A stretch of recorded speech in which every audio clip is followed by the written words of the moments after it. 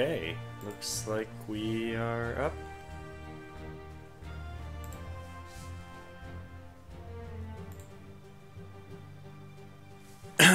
Leth has joined. Leth, I have the audio down to 4%. Is it still too loud? I don't know what's wrong. Why don't it give you any kind of volume control? I had to manually turn the game down to 4%. Good lord, I don't know why it's so loud.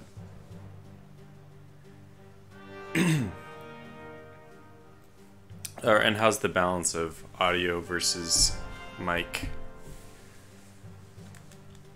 Okay, good. So 4% is not deafening. That's good to know. 20% was, for my own ears. Okay. So, this is the game menu. You can see how big it is compared to the rest of the gray window. That's because this game was probably meant to be played at 1024 by 768 for people who even remember such a resolution existed. Which maybe not too many of you guys, but that's okay. I'm just noticing this. YouTube has a very hard time tracking how many people are watching. There's obviously people watching, but it's still showing up as 0 on my on my mark. Anyways, I'll give it about another minute before we jump in because, I mean, there's plenty of options we can actually talk about with anybody who's joining. There's a few questions to ask, like whether or not we should be doing a single town start. Do we do a whole front? Do we just jump right into a war? I'm assuming the best option for us will be probably 1v1 versus an AI, which is not, by the way, easy. The AI in this game is incredibly aggressive. I would actually say it's quite good. It's definitely good compared to the production, I mean the size of the development studio. This game is made by VR Designs. I think they're making a new game right now, Shadow World or something like that, and Vic, I've been in contact with Vic. Vic is actually probably one of the reasons why my channel even has any traction at all, because he posted on his, I think that maybe his Twitter, he put a, or maybe it was on the VR Designs website, he posted a link to one of my very first series. Actually, my very first series outside of some real garbage that I still, for some reason, left on my channel, which was Kerbal Space Program, probably 7 years ago, but at this point, 6 years, long time ago. Anyway, so yeah, Vic, basically, I'd like to acknowledge his his effect on my YouTube, I don't know, presence or viability, popularity. So I think he's one of the people who originally got this ball rolling. Now let me see, we have chat. No, I need to organize my windows better. Okay, so it still shows 0 watching. We probably have more than 0 people watching. I'll go ahead and run with it anyway. Alright, so this game is a World War II hex-based game. Let me just jump into a game real fast so we get some sense of things, and then we'll actually talk about... Let me do not one town start for a moment so we can see the difference. I want Lamb World, Pangaea, natural coastlines. These things don't really... I mean, they're somewhat self-explanatory. I guess they're at least partially explanatory. We'll just start something. I mean, we could edit the map and do all this, but honestly, that's probably something I do only for if I'm doing a series. I tend to go in and make the map look a little... Like, this is a little too much forest for me. I prefer a little bit of plains. Maybe not even enough mountain. I kind of like a little bit of mountain here and there, too. This is why I mentioned that this is dedicated to Finnish. Because these engineers from a distance, if I can do this, no, don't change your model. They look like hockey players. Bunch of hockey players, huh?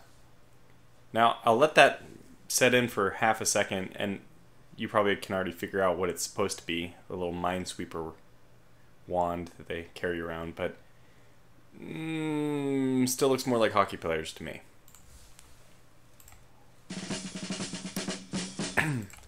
So this game is pretty interesting, just to describe it real fast, because it has this blend of production from your cities, very abstracted model. I mean, really not, you definitely would say not realistic at all.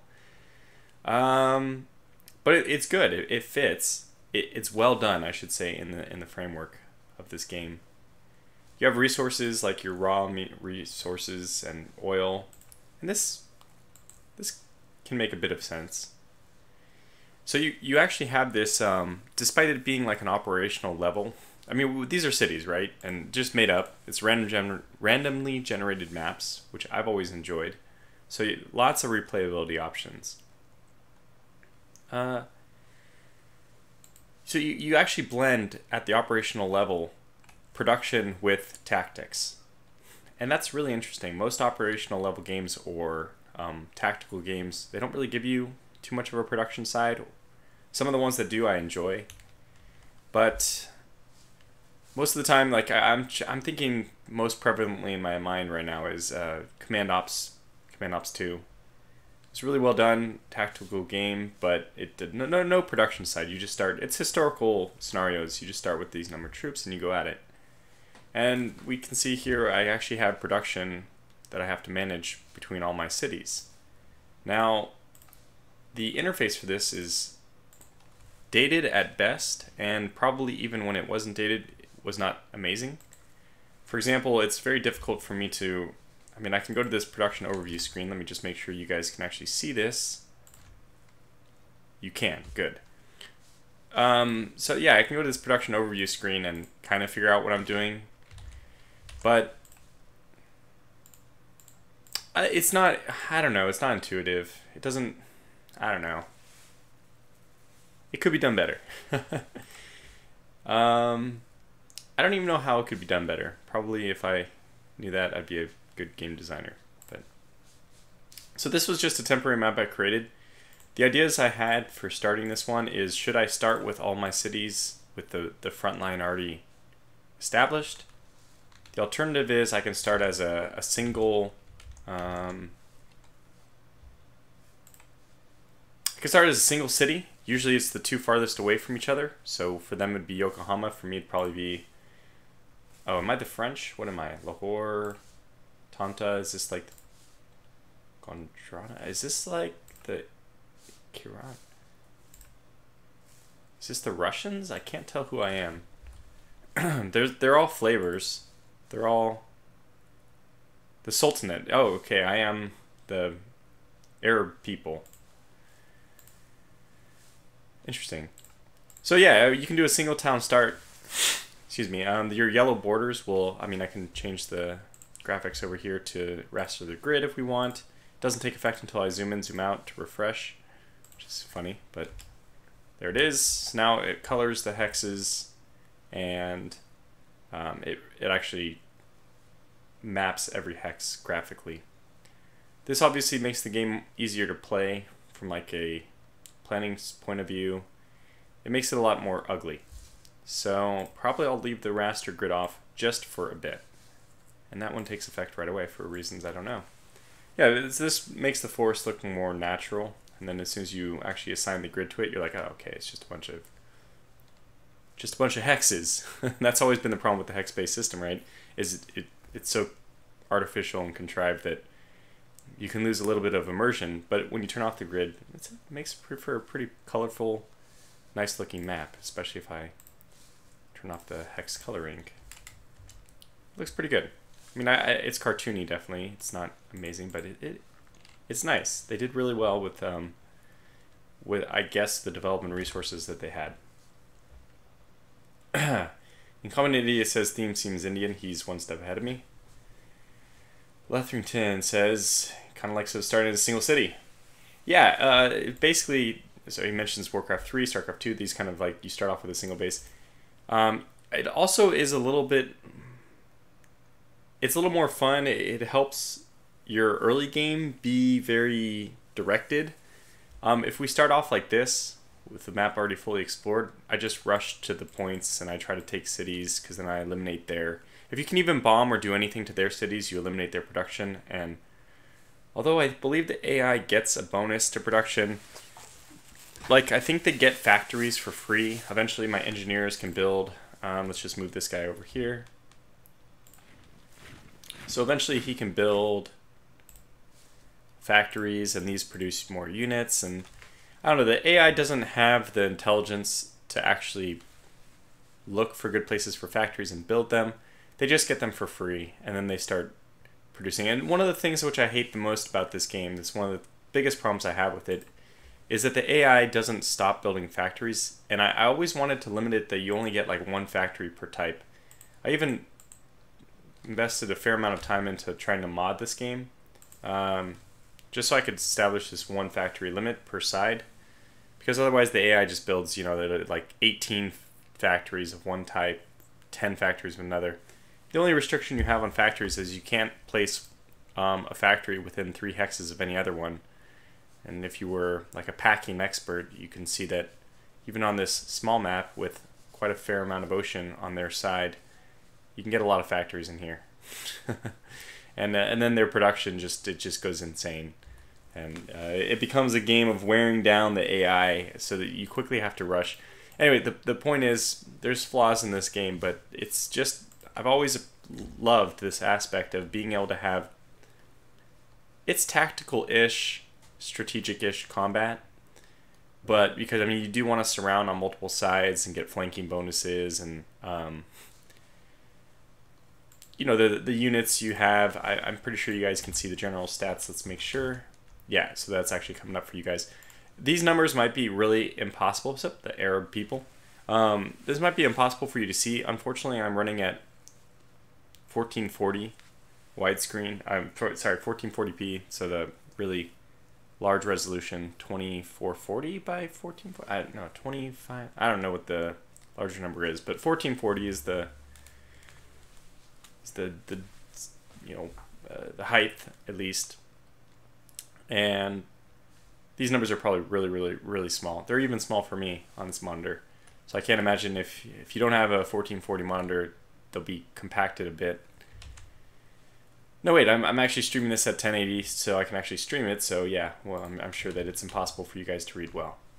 Okay, so let's go with, oh wow, so Leftington says 1080 is fine for him. That's great. It's a little bit better if I was able to run at 1080, but anyway, so let's actually get started with a new Dawn random game, and we'll go through these options, and whoever's actually following along can, yeah, see my thing shows 0 people watching, so there's obviously a bug here.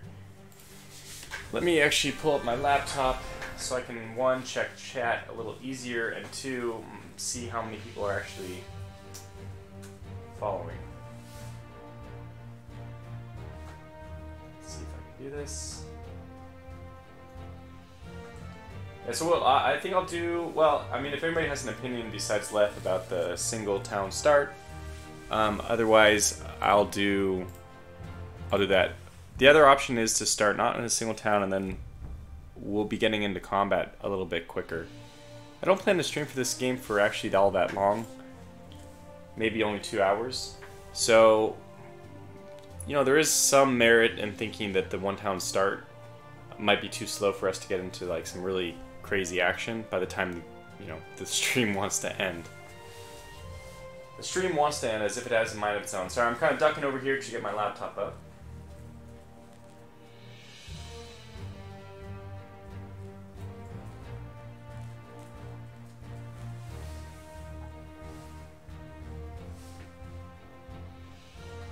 Okay, there we go. All right, so let's check the chat. 11 on my end. 1-1 on my end. Can come an idiot says. I don't know what this references to. 11. Maybe it's one town start. Oh, got it. Watching. Okay, fantastic. Yep, I see it now. 12 because my laptop's now watching, so I'm spiking my own user ratings. All right, let's do the one town start. I like it better, and I think it's a lot of fun. So we'll do that. We'll probably have to generate a few maps before we get one that works. I don't do limited initial roads, although I prefer that option personally, because then you also have to connect roads yourself, which I like. Unfortunately, this also means that the AI wanders around without supply and stuff. They do actually build roads eventually, but no, you know, it's just gonna hamstring the AI so much that we better not do it. And this is the random map generation part of Advanced Tactics Gold. They have a pretty good map, well, a decent. Oh, I chose the wrong one. So this is what we'll do. We'll just go ahead and make a map, and then if I wanted, I could go in and edit it. But what we'll do is instead, I did Land World. Why did that not have any water in it? Just got unlucky. Okay, so let's see what it gives us this time. This is pretty interesting. What would it look like? I'd be playing as the French. That's not too bad. They have different forts, which I'll never build anyway. So I would either start over here or over here. It looks like whoever starts on this side, 1, 2, 3, 4, 5? 1, 2, 3, 4, 5. Whoever starts on this side is screwed. It's just gonna be, you'll have to push so hard to make up the distance. Yeah, let's redo this one. We could actually look at the map itself. Yeah, so I would be the one screwed. No, they would be the one screwed. I don't think I want to do that. I like this map in terms of territory, though. Actually, what we could do is draw in a little bit of road or forest. That's the one thing I think it's lacking is a little bit of. Actually, I think it's loaf. Is the. So we put a little forest in here. Maybe a little forest to mirror it. Oh, that's another thing I usually do is make them mirror-ish, so that would prevent this situation. And I mean, this just screams for some forest down here, probably some mountain. Map design is very cool, and you know, it's so, because basically the graphics aren't very good. I mean, this is the benefit of the hex system, is it's really easy to make your own map. So, you know, you don't have to be an expert on these kind of things because it's so simple. The drawings are so simple that it makes map editing so simple. So there we have we drew in our own map. We can do another mountain range over here if we want, just for fun. I do enjoy this. It's kind of fun. You're building the world you're going to operate in, and I really enjoy that. Maybe put a river in here.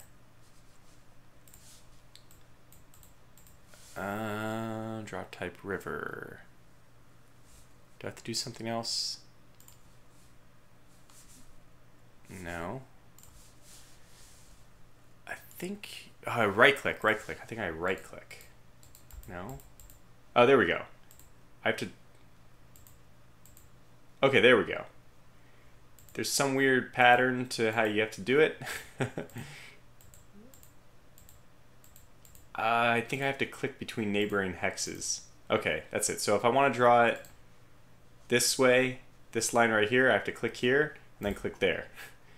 And now I want it to go this way, so I click here and it'll build along the two edges. So I can click, I want to go up this way, click here. I want it to go that way. I want it to go this way. Something like this. Click, click, click, click. There we go. And then we'll have it dive into the mountain actually.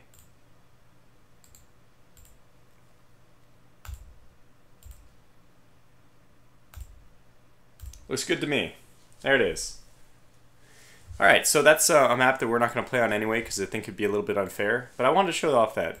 Basically, this game is on sale so often for so cheap. It's probably you can pick it up for $5. I'm sure you can pick it up for $5. It's I don't know. You have to learn it, unfortunately, because the more complicated these games are, the larger the factor, the learning factor, the scale up, the initial learning curve. I didn't do mirror build, but we'll see if this map works. It doesn't take very long. Yeah, I don't like this one at all.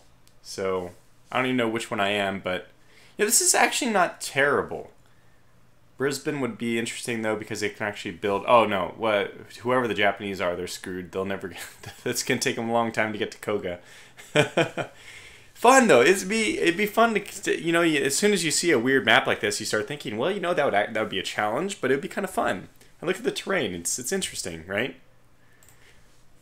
Let's redo one more time. You can see it doesn't take very long to regenerate, but you do have to go back to the beginning and then remake it from scratch. I did know roads one time, but that's when the AI really struggled. Maybe we will do limited initial roads, and I'll show you the difference. Not everything will be all chalked together. It feels more like the Frontier, and that's one of the reasons why I like it. So now roads don't connect totally. You can see that these don't connect here. I like that. So you would be responsible for building your road over. Okay, let's see.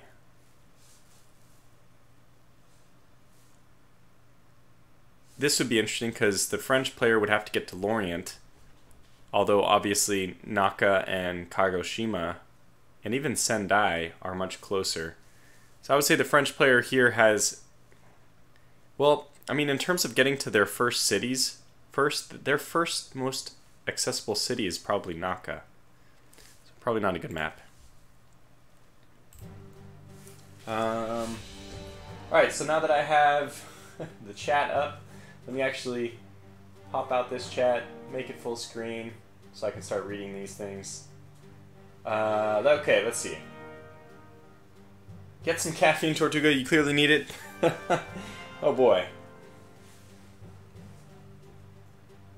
It's a positive sign when people are telling you you need to wake up. Let's get this screen a little bit bigger. Can I do it this way? I can, thank you. Not thank you to YouTube, thank you to, well, to Google nonetheless. Was this Mozilla or Chrome? I don't know. Who knows? Map editor reminds me of Advace Wars map editors.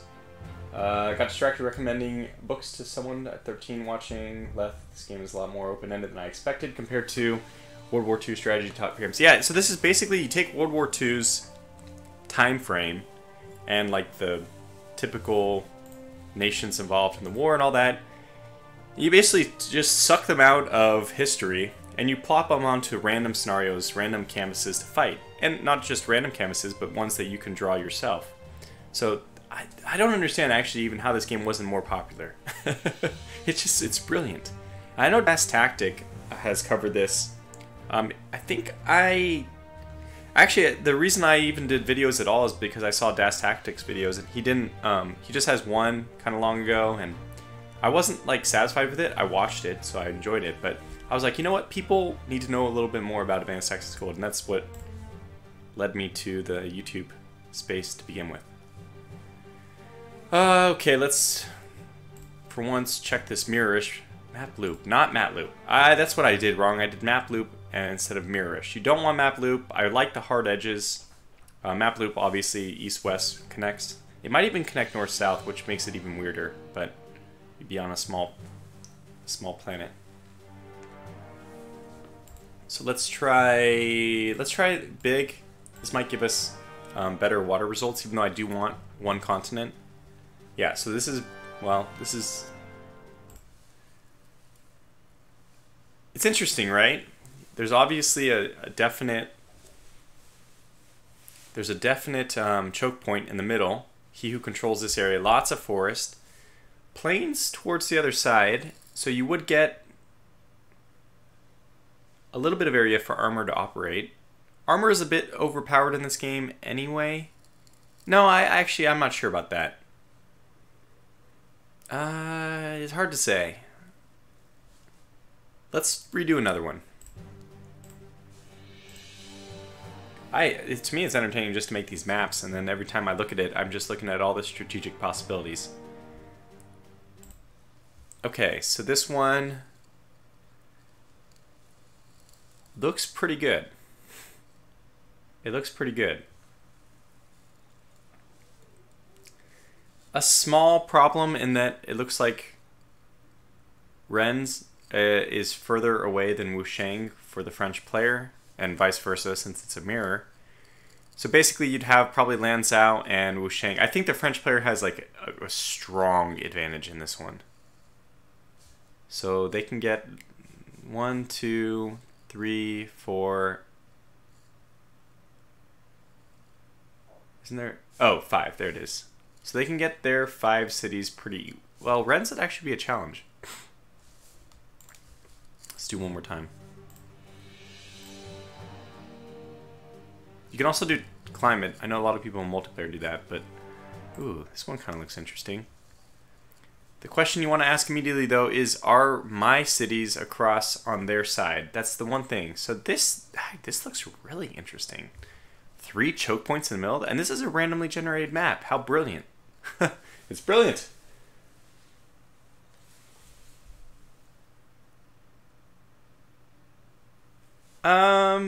Let's do this one. I like it a lot. I might have to make myself, I might have to make myself the Japanese though, because they have, I don't want the AI to build ships. And they do have this one city on the edge. It'd probably be the last city they secure. And honestly, let's take a look. It's mirror-ish, so there shouldn't be a big difference, yeah. Yeah, I mean, I think that they're about the same to play. It looks like you go down, you come up. You go up, you go down, so they're about, I mean, mirror-ish should leave things pretty balanced, so one person shouldn't have an extraordinary advantage over the other. I'll wait on chat, but if everyone's okay, let's go ahead and choose this as our one city start. I think it would be a lot of fun. We can actually make some additions or some changes if I want. Let's see. Okay, let's modify this a little bit. Let's think about, this is such an open area. Armor would operate well, though. That's kind of nice. And you know what? It's kind of in the heartland. The thing is, I like to make a little bit more... I don't think you can build factories on mountains. So let me build some more like huge mountain ranges. I think you can build them in low hills, but not... low mountains, but not high mountains. I believe. So let's put a mountain range in here, and we'll do it on both sides. It's going to be a monstrous one. So the mirrored for that would be going up this way. It doesn't have to be exactly the same, right? So monstrous mountain range coming out from the side of the world. Just to kind of prevent a little bit of building. Make it the map a little less open. Give us a little more constrained area to fight on. Kind of like that. Looks about the same to me. And I know you can definitely build in a forest, so it won't really stop anything from happening, but let's go to loaf. Put a little bit of loaf forest type stuff going on here. Right up to the marshes, that seems to make sense to me. There we go. That looked well. It looks good in the end. Something similar over here. Yeah, it looks fine. Now, I don't. This might be too much, or maybe we need a mountain range in here. Another thing I usually do, just because I think it looks fun, I put some pine trees towards the north. I always imagine this is in the north, the northern hemisphere, so that you start losing that leafy stuff. You start getting that more year-round vegetation. So it starts transitioning into pine in the north. Nice graphical artifact going on there. Okay. Yeah, it doesn't really probably look that amazing, but whatever. Now, this is a really tough one. We have this marsh and the rivers and stuff. I like that. This one's pretty open. This one's pretty open. Okay. All right, let me read chat now. Let's see if there's any recommendations. Yeah, Les says it's like a Company of Heroes map, except without bridges. Here, let me put my laptop, in fact, on this side so I can kind of speak towards the mic when I'm actually speaking. In fact, if I'm so bold, I could probably put this up here.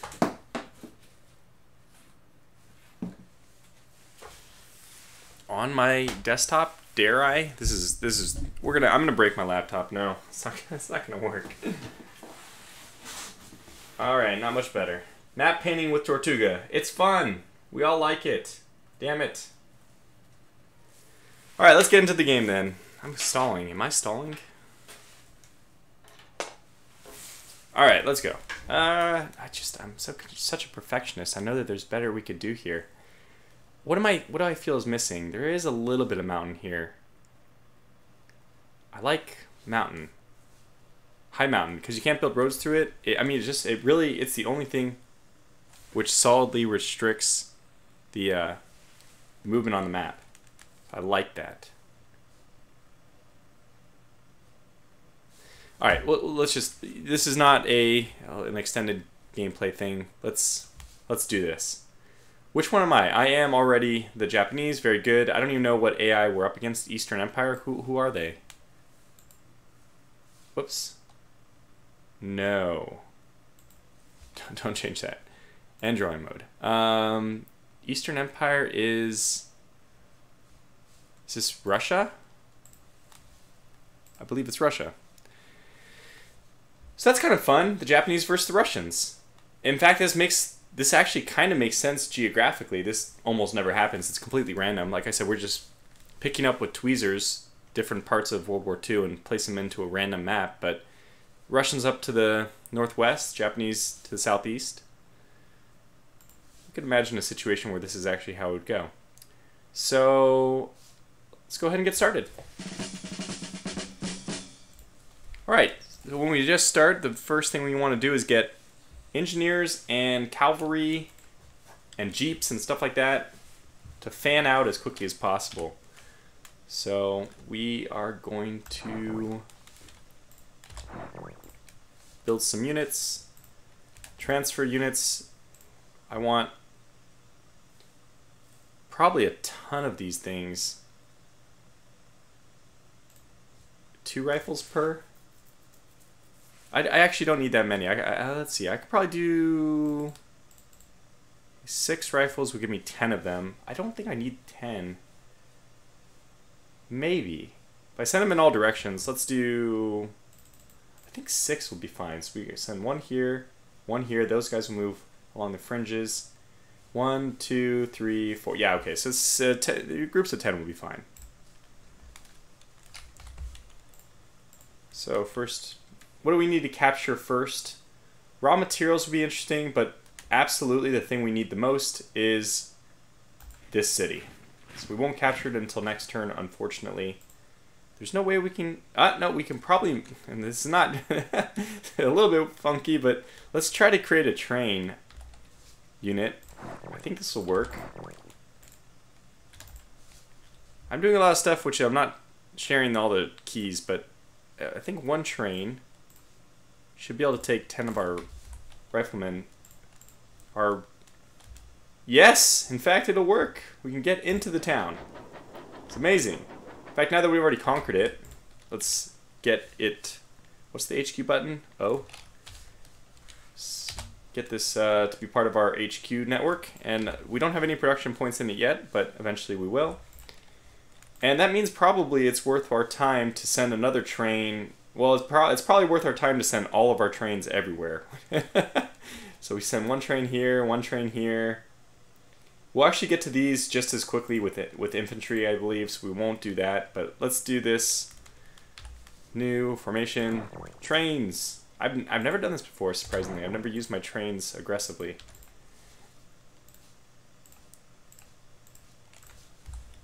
I think a train can carry 20 infantry, but... Yeah, this will easily get to our raw and our oil. Now I want to make sure, let me create 1 more.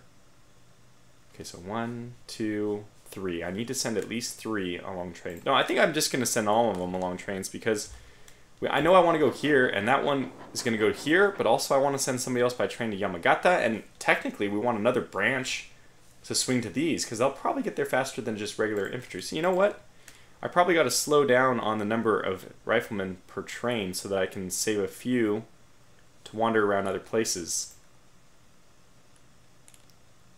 We can do 5 per train. Whoops. New formation. HQ is my only HQ. Transfer forces. So let's do groups of 5 now. We'll slow it down to 5. You guys will move. Yeah, so you can't get to this one. I don't think I can get to this raw with either. And it takes your zone of control doesn't propagate until the technically the beginning of your next turn, before your turn actually really begins, before you get control. But we're gonna do well. I think this is gonna be better than the AI at least. Let me check my comments. Tortuga's bullet train service. Let's see. Yeah. Watch out for Zukov and his tanks. Last time Japan faced that, they couldn't get to the piece of cords quickly enough. Oh, we won't have a problem with that. Our Japanese tanks are mighty. Really, I don't think the Russian tanks were all that great either, but not in the beginning. Who even knew tanks would be a thing? The French did, although they didn't manage that situation too well. Alright, so let's do 1 and 1. I'll probably end up just building trains, and jeeps is what I want to build. Jeeps are going to move really well along this. So I think we're going to move... Do we want this raw immediately? Basically, I have to decide if my train is better off probably capturing a city, so I'm not going to worry about this. We're going to send him this way. I guess what we'll do is leave one... I need, I think, one train to ferry supplies to these guys, or I forgot. Are supplies implicit? There's a way we can activate the supply mode. We're looking good everywhere. And you right-click, it'll actually show you how your supply will propagate there. You can't, unfortunately, propagate beyond your borders, so you can't predict how supply will be. You can. There's a exact math to it. Basically, when I do supply layer, right here, in really, really tiny writing, it says 4 AP out of 250. If I get to over 100, it's yellow, which means 25% of my supply going there gets eaten. So it costs more supply to actually send the supply, which makes sense. Really genius system. I mean, it just makes sense. The further you go, the more supply you eat. But you don't eat any supply if it's within this green layer. It goes green, then yellow, which is 25%, blue, light blue, which is 50%, red, which is 75% of your supply is spent getting there, and then after that, after this 250 AP is spent or whatever, you go through it, you're down to, you don't send any supply at all. So, not ideal. And I hope you're seeing why I love this game so much. It's got so many interesting little things about it. So 1, 2, 3, 4. We need 4 trains, so we already have 2. Let's send 2 more. And I guess I'll keep 1 back. 1, 2, 3. That's 3, right? Up here, yeah, 3. One of them has 10 units. That should be the one. I might even try to go and snag like angles. Maybe I'll make a really aggressive push, but I should do that with a truck instead. So production, let's set up our production. We're going to build odd units of supply, which I always hate. I even changed it, I remember. I changed it so that you don't build odd units of supply. I actually changed it so you build that one supply costs 1, so that I wouldn't get these stupid fractions. Oh, I already have that left over. Okay, fine. Then we'll do this to even it up. Political points is how... Your political points, 1, every division I create costs a political point. If I want to make a new HQ plus a leader, which I do eventually, that'll cost 10 political points. Otherwise, your political points is basically your research. So it's really important. Really, really, really important, especially because I think I did... Yeah, I did the... what's it called? The... Stone Age start. So I don't even have... I have units... I don't even have like machine guns and submachine guns and AT people. I don't have any of those things. I don't have any tanks or armored cars. I have to research all that. And the good news is the AI does as well, so it slows things down. It'll be infantry versus infantry a little bit more. I like this mode. I think we are going to have these guys build more trains because I am using them up pretty quickly. And I don't want infantry here though. I'm actually going to build jeeps. So we could get 16 jeeps. That seems like a massive overkill. I just want maybe 4 jeeps. I think that's going to be okay. Let's take a look at the stats for the jeeps. I want to see their movement rules. So it takes 20 for them to, they have 100, everyone starts with 100 action points at the beginning of the turn, assuming you have, you're not damaged at all. So default row, this is what's great about them, they can move 10. And I think this is the same as the train. You can't see something here, but there's a list that comes up I can compare with. So let's compare with the train. So trains can't enter anything but roads, but you can see at the roads, they're exactly the same. So trains can't do anything but roads, but jeeps are otherwise identical. So after the next turn, well, after these are all taken, I guess, we'll send jeeps out. So I don't even want that many jeeps. I think 4 is fine. And then getting a few trains to start building up my, this is how I'm going to end up shipping a lot of people, training them to the front. Excuse me. So that's good. I think maybe we'll get 8 jeeps. The problem is it's going to start running us out of fuel. Look, I mean, look how much raw I'm already using. I'm losing 176 this turn because of all the trains, probably. Yeah, each one of these trains costs a ton. So we'll just do this, and you know what? We'll get political points instead. We don't need the supply. We're probably not using that much supply. Let's just give, like, what's a good, like, okay, this costs 8 supply per turn. Wait. Yeah, 8 supply per turn. The infantry, I forget, what do these guys cost? They cost 2 supply per turn. So you can see that we're making like 1,300 supply and we're probably using, what, like 30 or so? 40? Well, how much do trains cost? 10? Okay, so we're using at least 60 from that. I think we had 6 trains total. So probably we're up to about 100, maybe 150, and we're making 10 times the amount of supply. Okay, so let me catch up on the chat for a second. I really need a way to get this. It's so risky, but can I get my laptop up here? Can I try it one more time? It seems risky, but I'm gonna chance it. Just please don't let me break my laptop. All right, so here we go. Again, our logistics have already went beyond that of IGA's in most of their campaigns. Says the Rambling Exile, that's brutal. That's a great comment. Austria-Hungary, what is functioning rail? I must have all rail gauges in all sorts of sizes. That's World War I for you, in a nutshell. Oh, we still have some movement points left with this guy too. I don't think that this unit is going to be effective moving further from here. One thing is, every time you split your units, they do lose a little bit of readiness, and readiness translates to AP for the next turn. We just don't want a situation where we lose AP. Well, I want to try to get to 100, and I think 75 will be at 100 next turn, but I don't remember exactly where the... It's been a long time since I played. But I think I want to split this unit again. I know what I'll do, though. I'll split it, and I'll have the train leave the unit.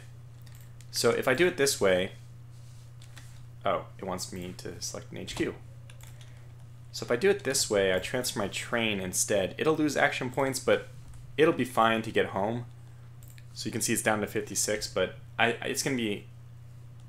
It's only going to have to move 1 hex, and I don't need it to move anywhere else. So we'll just have a train. It'll move in there, and then I'll use the empty division template for a different unit. And then these guys... we might as well just start running them towards the front. And I wonder if it's better for me to send them down here to kind of like swoop up. The zone of control will naturally propagate out. So like it'll slowly expand. If I never run a unit down here, I'll slowly build up enough zone of control points that it'll expand. So I don't have to worry about, you know, it's nice that it naturally expands. But it's still, from like an OCD standpoint, it's nice to push that border faster. Let's not do it. Let's be really smart about this. Okay, so now we have 2 trains left. I think this is going to be still 1 more train, I believe. Yeah, we need 1 more train because 1, 2, 3, 4. Each train will head off to its own. It's really cool. We have trains running. I mean, it's weird that we have trains exploring new territory. But whatever. Who cares? It's fun. So we'll get another 5 rifle. Now, I've always wondered this myself. What does one rifle even constitute? Is that a company, a battalion? It's not a regiment because these are divisions we're talking about. And a normal division is going to have like 50 of these. So I think it puts it at almost the company level. Did I do that right? I hope I did that right. Yes. So we get you over there as well. Yeah, I think it's about around the company level. Maybe. Yeah, no, I think it's the company level. Maybe the battalion size. No, it's got to be company. Anyway.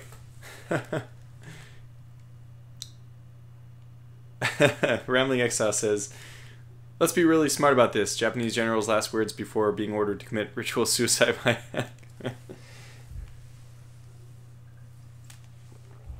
1942, that's much too early. So we have a few riflemen left. I do want to capture this raw. I mean, we can see how impactful it is. So you know what? I think this last train is going out. All aboard. The last train is leaving the track. So for those of you who have never seen this game before, or actually really just this question is open to everyone, what do you guys think about this game? Have you seen it before? Let's see. Oil is going to be less important. More important later, but less important now. Good. We got that raw, so that's nice. We'll have a little bit more income. So we can see that I now have 20 coming in. And one of the things I'll have to do is get engineers really soon, because what happens is this is a raw level 1. And it goes up by, I think, 40x per thing. So it's 60x if you have level 2. And then 100x if you can get your engineers to build the really expensive level 3. Major says, I tried playing this game, but couldn't wrap my head around it. Lethington says, I'm actually thinking of buying this now. Well, just wait for it to be $5. I've always planned, I think it's in, let me just check my Discord. Is it on the Discord's technical channel schedule to do advanced? Yep, it is. Technically, I have this idea that one day I will return to do another series on Advanced Tactics Gold. I'm not sure when it's going to actually happen. We have To End All Wars first, and, you know, plenty of other things on the platter. Are we done? We only have 10 staff remaining here, so I think we're done. This was a real waste, sending 10 infantry, if I had thought about it. Well, I wasn't sure if I could get this city directly, if I was able to get it. Like, these guys absolutely should have gone this way. You know what? This is really stupid in a lot of ways, but I think because I'm an idiot and I didn't leave 5 riflemen, I'm going to go ahead and make a new division of staff. And my staff, gonna pack your briefcases, gentlemen. You're going on an excursion to take this damn oil. Good. So we'll get this next. We'll get that one next turn. We won't have it this turn. Same with this one. This guy should be able to get to this oil next turn. Oil is a little bit less important, at least at first. Later it will be more important, but that's fine. Lethington says, channel schedule, aka Let's Plays, I will probably never get to. Unfortunately, I think that's true. Rambling Exile says, somehow I can sort of figure out Gary Grigsby, but not this. That's really impressive, because I think Gary Grigsby is much more complicated. Like, the supply lines for this are so straightforward. You can see the action points it takes to get anywhere. You just need enough trains to carry it. And you actually can see in the logistics tab down here, well, I don't have any land capacity in it. Like, this is how much like movement capacity I have. The trains have this because, well, they don't have this because they're not an HQ. But as soon as I put trains back into this, which will be at the beginning of next turn, since I'm building some trains. Yeah, as soon as I have trains next turn, it'll show me my logistics capability, which will be like thousands. And then we'll know how much supply we can. So I'm not actually sure. This might be a problem. I don't know which comes first, the chicken or the egg. As in, I'm not sure. Well, it's not even chicken or egg, but do the trains get put into my HQ, or does supply need to be sent out first? Because right now I don't have the land capacity to do any supply.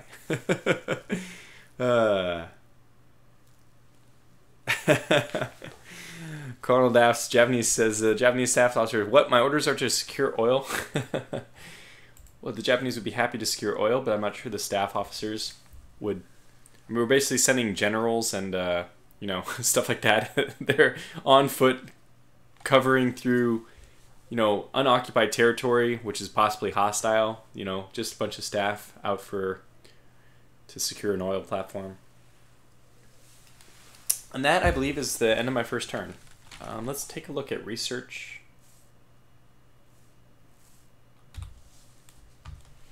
I did expensive research, so this is incredibly expensive. I probably should not have done this. So even an armored car is 66 political points. It's going to take us a long time to get that. And it makes this decision really a tough one. Do you want a machine gun or do you want an armored car? Because machine guns are damn good, but, you know, armored cars are really good if you're only up against infantry. You guys can see this, right? Okay, good. Just making sure. All right. I hear there's some oil in Manchuria, but you have to follow a treasure map to get to it, says Letherington. That's the end of our first turn, believe it or not.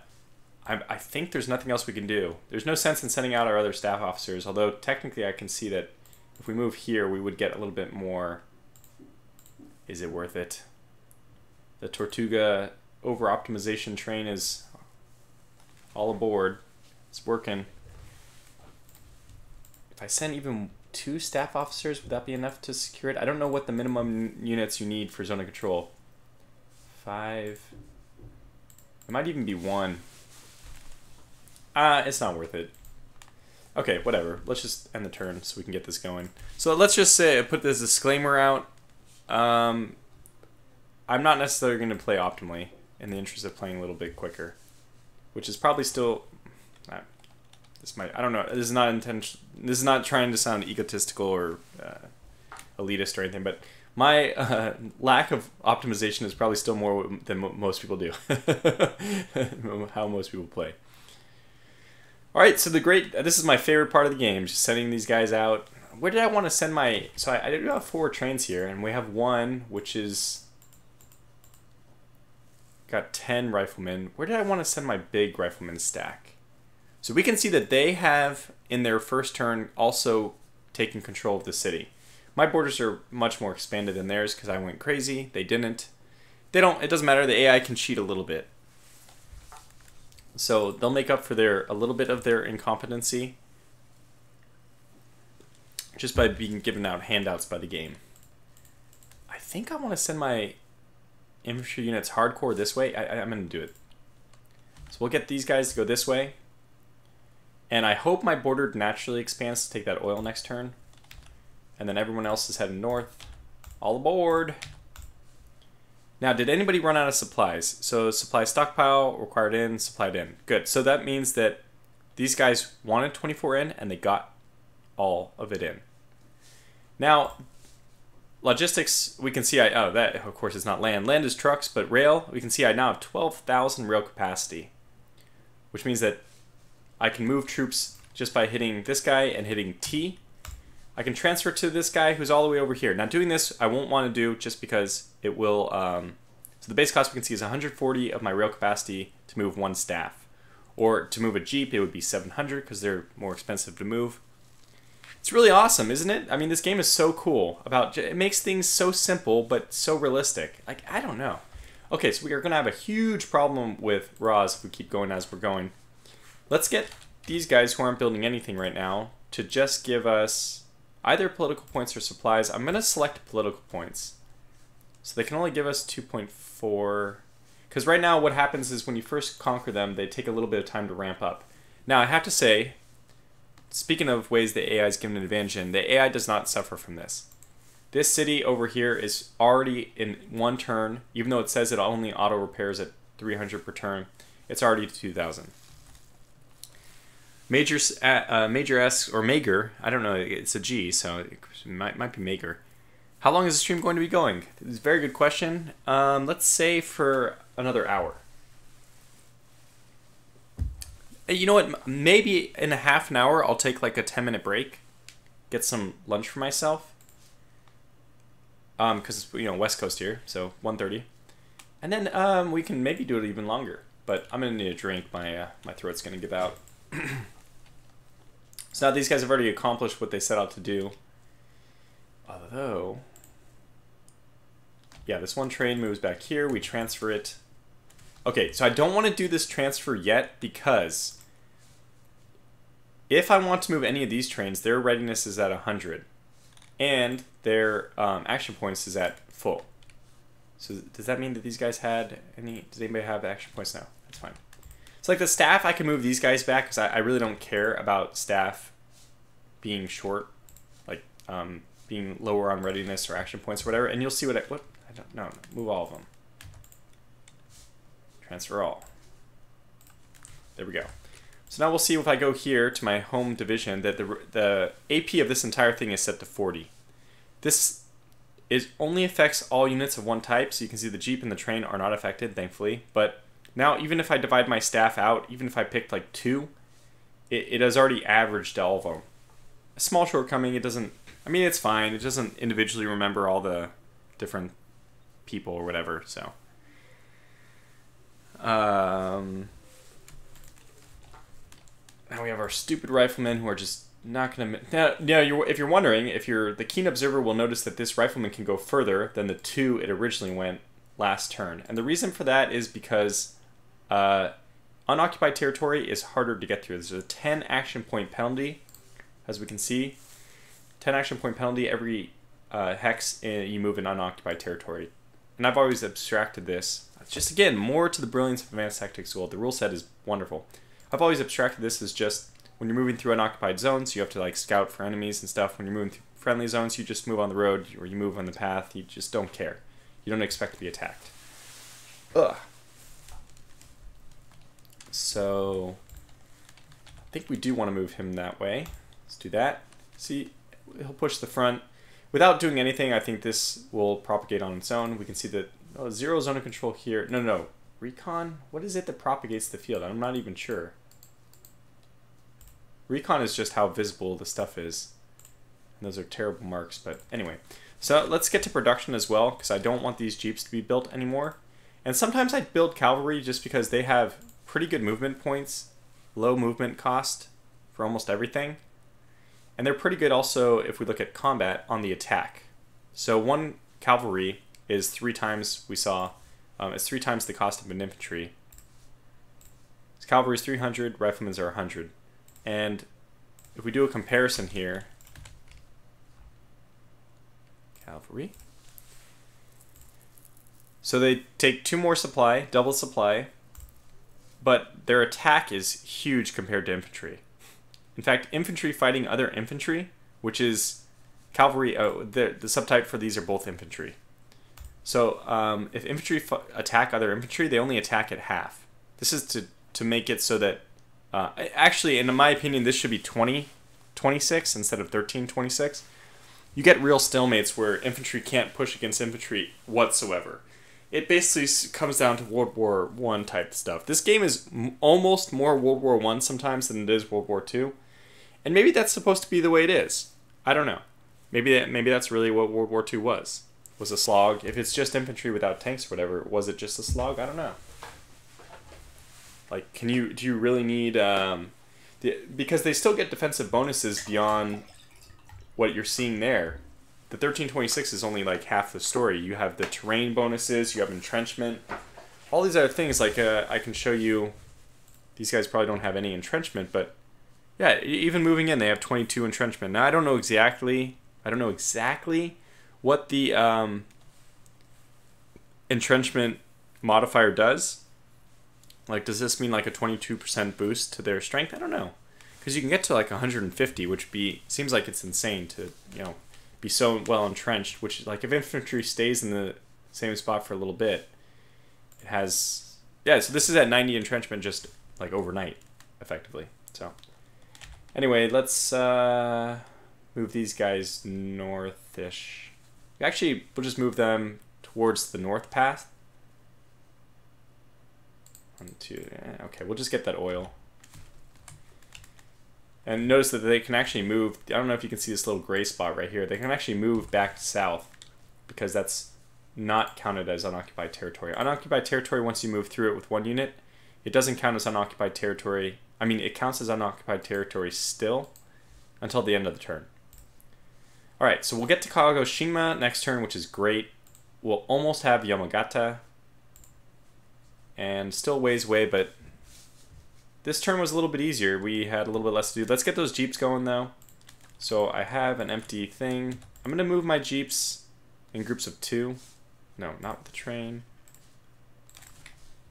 And normally I actually, each jeep can carry 2 infantry on it. So normally I move these, I mean, look how far this can move. It can move all the way here because it's only 10 action points per road. The reason why my trains can't move far is because it's 10 action points plus the additional 10 action points for being in enemy, like unoccupied. So your jeeps just fly down the road. And now it kind of makes all these trains a little bit unnecessary. The jeep's going to catch up pretty quick. So, Ramlin Exile says, cavalry in this time actually was still a very important element.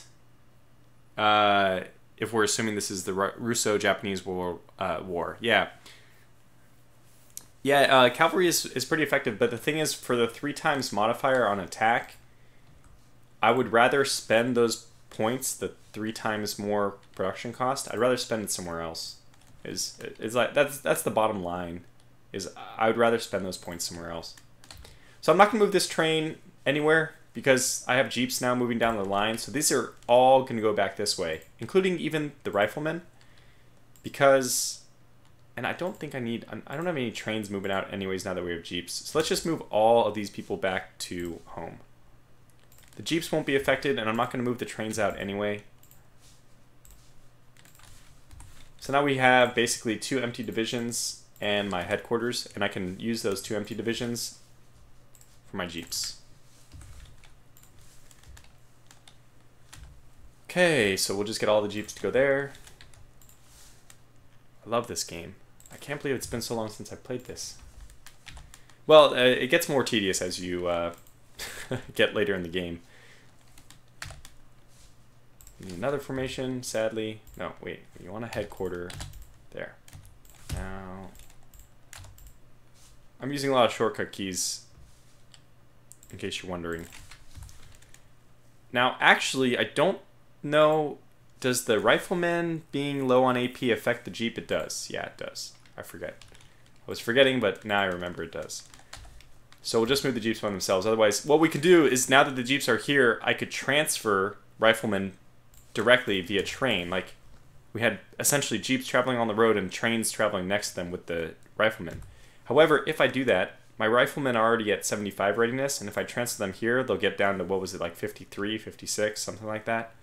And that's probably low enough that it'll affect the available action points for my units on the next turn. So I'm going to wait a little bit longer. Because when these are at 100, when I do this transfer, it should only take them down to 75, which will be high enough such that they won't have a problem moving at full rate next turn. I have to fix this. We don't want any more jeeps. We'll probably start getting... I think we start getting... engineers. Definitely get some engineers. Absolutely, we need some engineers. In fact, we'll probably just... We're even on raws if we do it this way, so let's get 40 engineers. We want a ton quickly because we need them to start building up engineering points. We actually need the raws, so this might be my last group of trains for a little bit. Oh, actually, now that this is... Do we need supply? What's our supply stockpile at? I have to look at the main guy. What's his stockpile? Okay, 2,000. He has a small stockpile, so we will not build any supplies this turn. He'll just use the stockpile we already built up.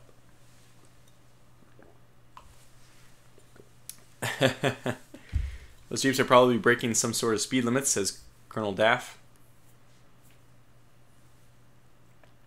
Remley Exile said a little bit more about cavalry. Recon maneuverable units can dismount at any time. Really important for actually achieving any breakthrough on retreating enemies, etc. Yeah. Unfortunately, they're a little bit outdated just because we have armored cars, which can probably do everything that they can do just so much better. Not, I guess, move through force and all that, but as far as like breakthroughs go, and even just the combat effectiveness, so much better. Remley Ramblin' Exile continues. Arguably, many of the most innovative generals of World War I were actually cavalry officers or artillery. Okay, interesting. Now, what do we have here? Trains and riflemen, and we'll get those riflemen pumping forward soon. Okay, so that, I think that even these 10 riflemen are better off being trained to the front, so we're going to move them back and move them, yeah. Move them in, and I have an extra division card, which I probably could have used for one of the other Jeeps, but it doesn't matter. I mean, it's one political point. We need so many political points to get armored cars or whatever, and really what I want before I build any kind of armored cars or any factory at all is I want, or I need the engineers to do that anyway, so I need a supply of raw. And you can see we're pretty low on raw. That was because I was building, yeah, one more set of trains. Okay. And you can see this is one of the things the game doesn't do well, which I hate. It doesn't warn you if you're not using all your points. So production points, I'm using all of them here because you can see there's no, well, I mean using 100, of course, I'm using it all. But here, I'm only using 0 plus 30 plus 40 plus 10, which takes me to 80. But there's no warning. I could hit end turn and it would just let me slide by a turn, which doesn't make sense. You should always build something. You know, supply is, you should always at least build supply or political points. It's like a slider. It's like not having a warning if somebody's not doing research in a game where research doesn't get stored up. So I know that like Stellaris, you can go a long time without using your research points. It kind of like stores them for you to keep things going. But in this turn-based game, it doesn't do that. It also show how much resource I'm using, but yeah, it doesn't matter. Okay, so yeah, I love this game. I forgot how much I enjoy this game. It still says 0 watching on my live dashboard. Man, YouTube, I have to say I'm not really happy with the way YouTube's performed with streams lately. What is the actual count? It is also impossible to see. Come on. There must be a way. It can be done. Huh. Yeah, doesn't show me for whatever reason. I wonder why.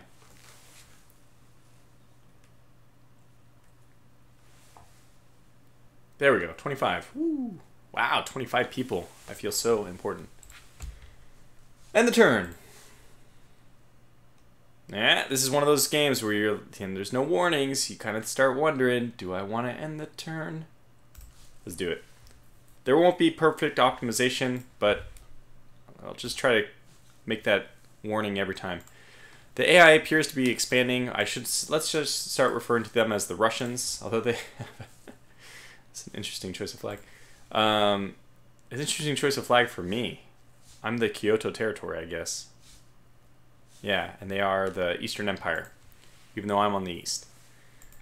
So they've captured two raws. I am actually, because I had this one and an oil and a raw. So I have 2 raws and an oil plus a city, and they have just 2 raws in the city. Where's their nearest oil beyond this one? Huh, it's way down here. Oh, I have that one too. I have an oil there, they have one there. They don't have an oil here, so they have an oil somewhere else. Here? Is this? I have one there. Raw. Raw. Raw, raw. Oil. Are they short 1 oil? I think they're short 1 oil. But I mean, that's actually completely fine because the AI doesn't need it anyway. I don't think that they actually run out. Well, anyways, now that we have more troops, we can do stuff. Engineers. How many engineering points do these guys have? That's the important question. We need these engineers, unfortunately, to be by themselves before they do anything. And you know what? I forgot how effective horses are.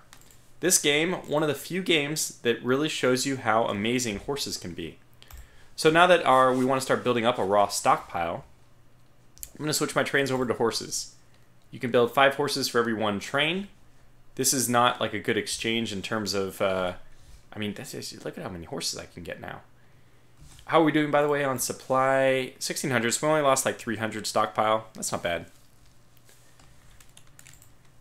We can keep pushing these guys forward. They can't go that far, unfortunately.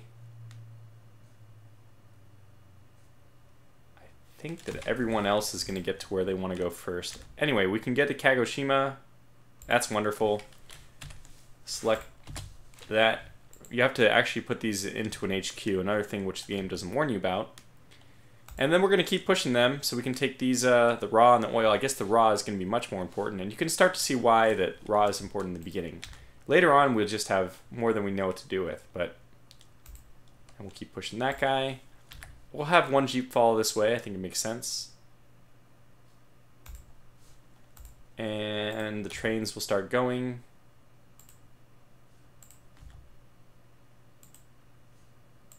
Send two that way.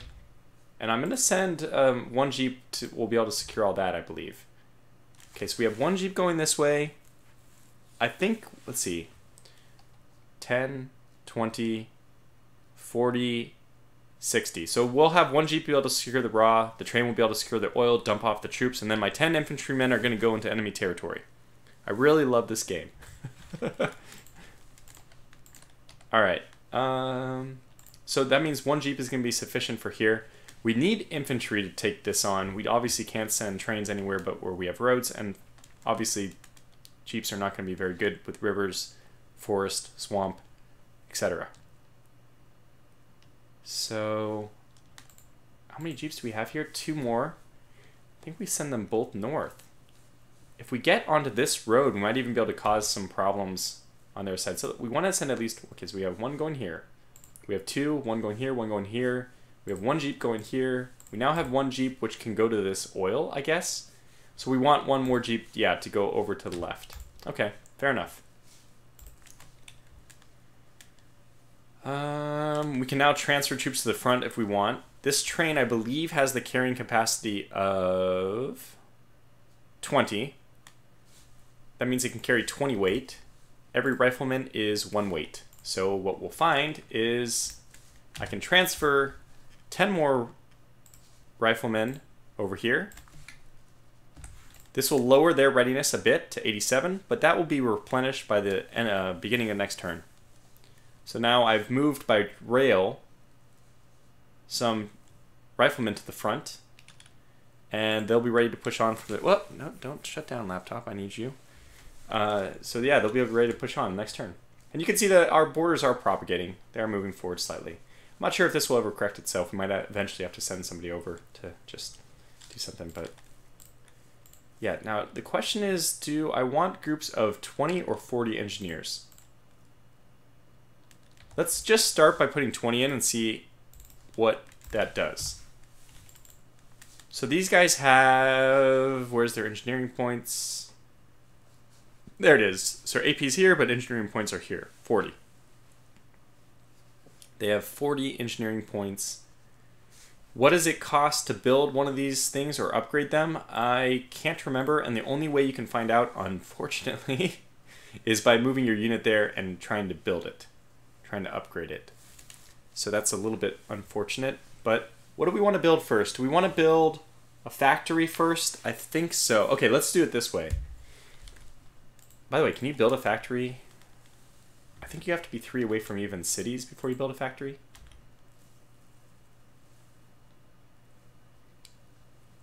Let's go down here. Can we build a factory here? Well, at least we can get the cost. Obviously, we're not going to build fortifications anywhere, but probably at the choke points or something like that. Maybe we get a forward, we build a forward fortress or a fortification. I don't know how we'll get the engineers there in time, but if we get one right here, that would be awesome, huh? Then we can kind of secure angles with, oh, here would be even better. We kind of, you know, maybe we can steal that raw. Or maybe even hold at the river. I love this. Most likely we're not going to get there that far ahead of the AI, but it would be nice if we could steal one. Anyway, so the cost will be 80 engineering points. We can see that we're short on that, but we would have that next turn because we get every engineer generates 2 engineering points per turn. Political points we're way short on, so we're going to have to ramp up our political point production at the cost of probably a lot of other stuff.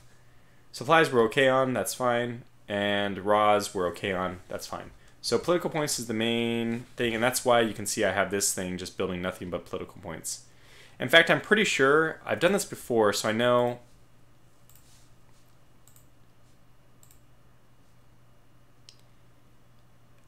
I know that if you just leave it to build 100% political points all the time, it'll eventually be left over with some political points that you'll never be able to secure. So let's see if I can get... Oh, it's already... okay, wait.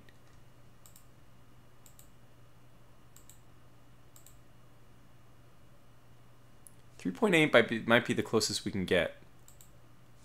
Actually, this gets us to 4.8.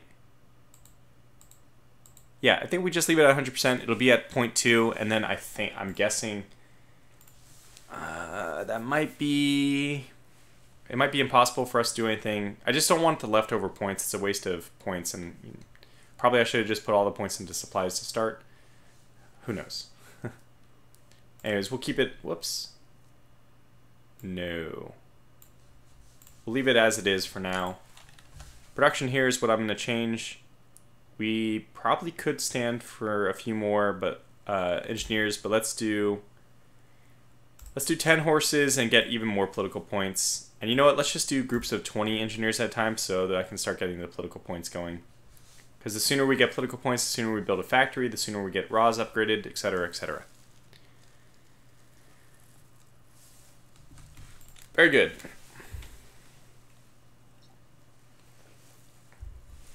Okay, next. Too bad there's not also a button, which would be nice to like have you go to units which have not moved this turn. So what are these guys going to do first? Let's actually send them down to this raw. I can't make it. Okay.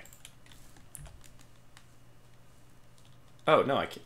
No, impossible to move it yet. So it's 90 points left in this middle bar. It shows you, but they only have 70 points remaining. So we'll go here. And the factories it doesn't matter where you put them. You want to put them in the back because what I'm doing when I set my HQ for the cities or whatever is I'm sending my supply to there. Your HQ, as long as there's a road connecting the place you're building stuff and the HQ who's building it, they're just dumped immediately into that HQ. And this is obviously somewhat you can exploit this a little bit by having HQs way at the front, getting all your stuff. And you do have to do that if you're playing multiplayer because if other people do that, then you're kind of missing out on an advantage, a possible advantage if you don't do it yourself. Okay, let's continue to move these guys. Don't think it really matters. Probably just move them diagonal, cut off this area. And we have 10 riflemen here who haven't been put onto a train yet, but could be. And really what I want to do actually is put them onto these jeeps. Especially one of these jeeps is going that way. Or I could actually just make a new division. So if you create a new division card which is blank, it has 0 weight, so you can move it anywhere. You can just basically strategically deploy it anywhere because it costs 0 to move it.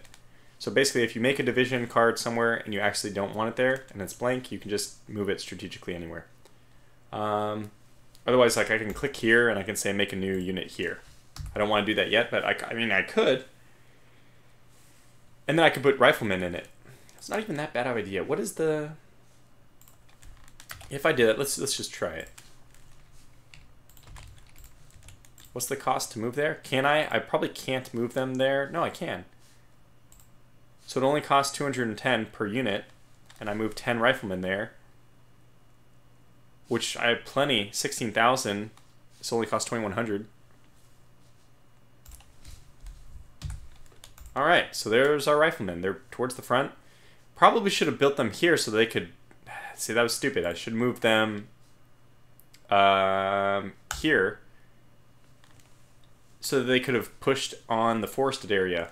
But actually, now that I think about it, despite the fact that they don't create a zone of control here, they might push my zone of control over here next turn, which means that'll be unoccupied territory. No, that's not the case. This will be unoccupied territory next turn, I think. Let's find out. So production, let's double check, is good. Yeah. We're doing okay on supply, right? Yeah, we're doing okay. All right. Somebody asked, Remley Exile asked, wonder what the AI are doing right now, or just wonders. They're probably building a lot of riflemen. That's my experience.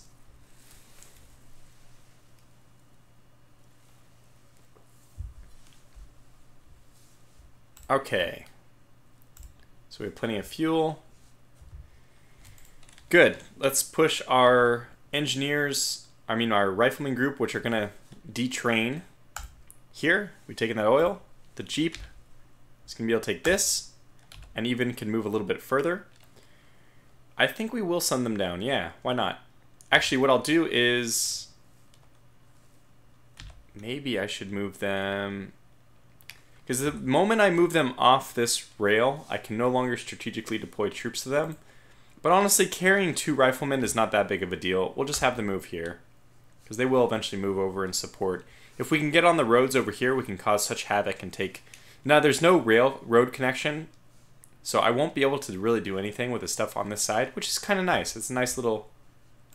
oh, yeah, I see we have conquered Yamagata from a distance, which is nice to see.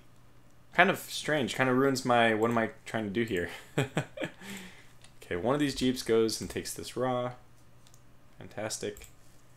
So this guy, you can see that we did not have this hex last turn, and it's still 10 action points for being unoccupied. Or, what's it called? Yeah, unoccupied. So what that means is, oh, and I could turn on hex coloring, by the way. I probably should turn on raster grid. So we've already looked at the map, it's beautiful, whatever, so let's just start using the grid. It'll be easier to count stuff. I turned on hex coloring or not? I did.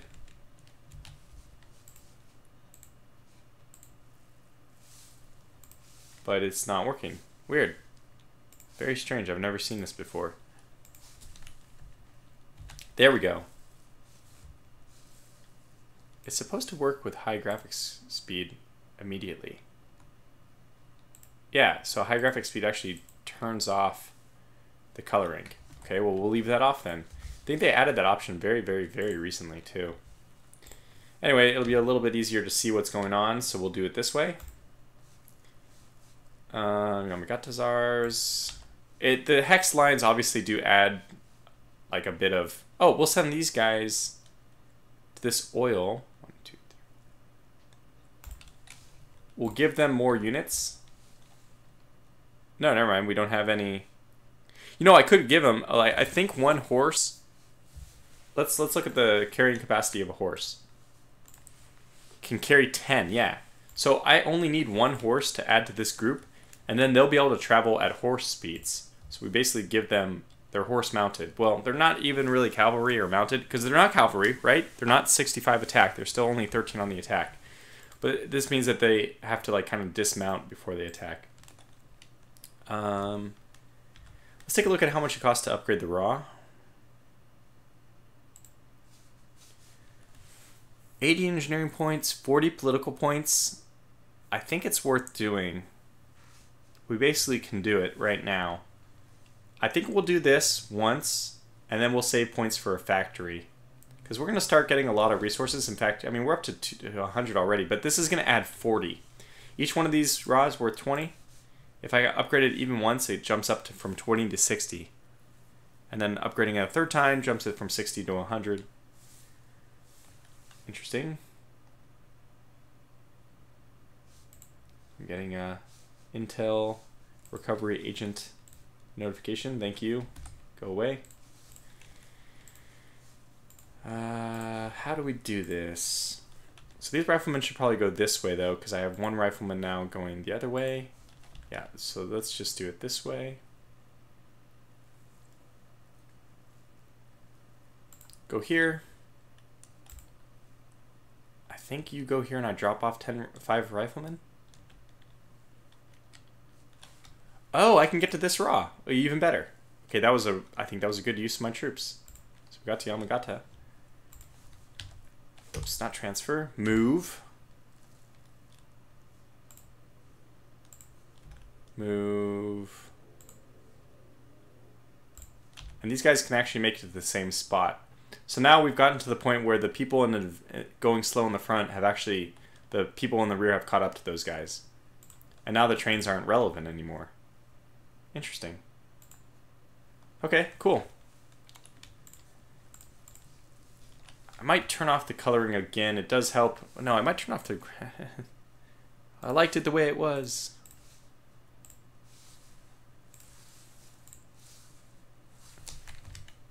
Okay. It's supposed to... I thought high graphic speed was supposed to do some nice stuff, but I don't know. Alright, 1 second, folks. I am going to take a phone call. 1 second.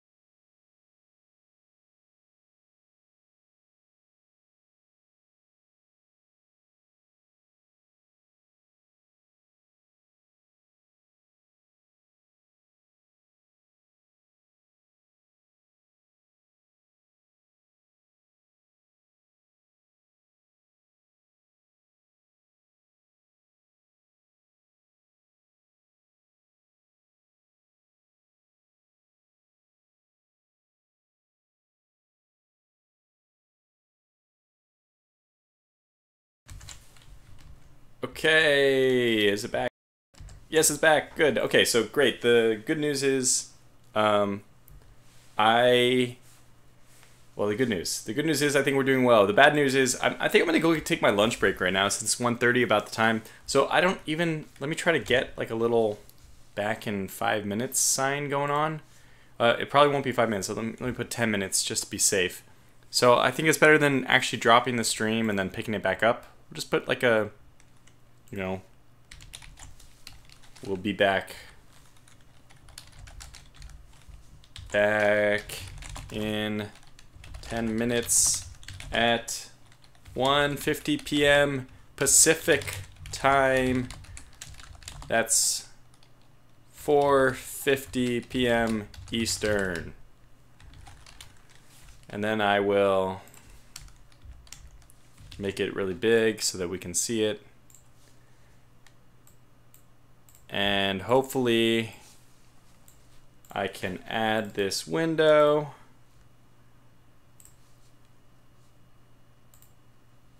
Yes, it worked. It worked. It worked. Amazing.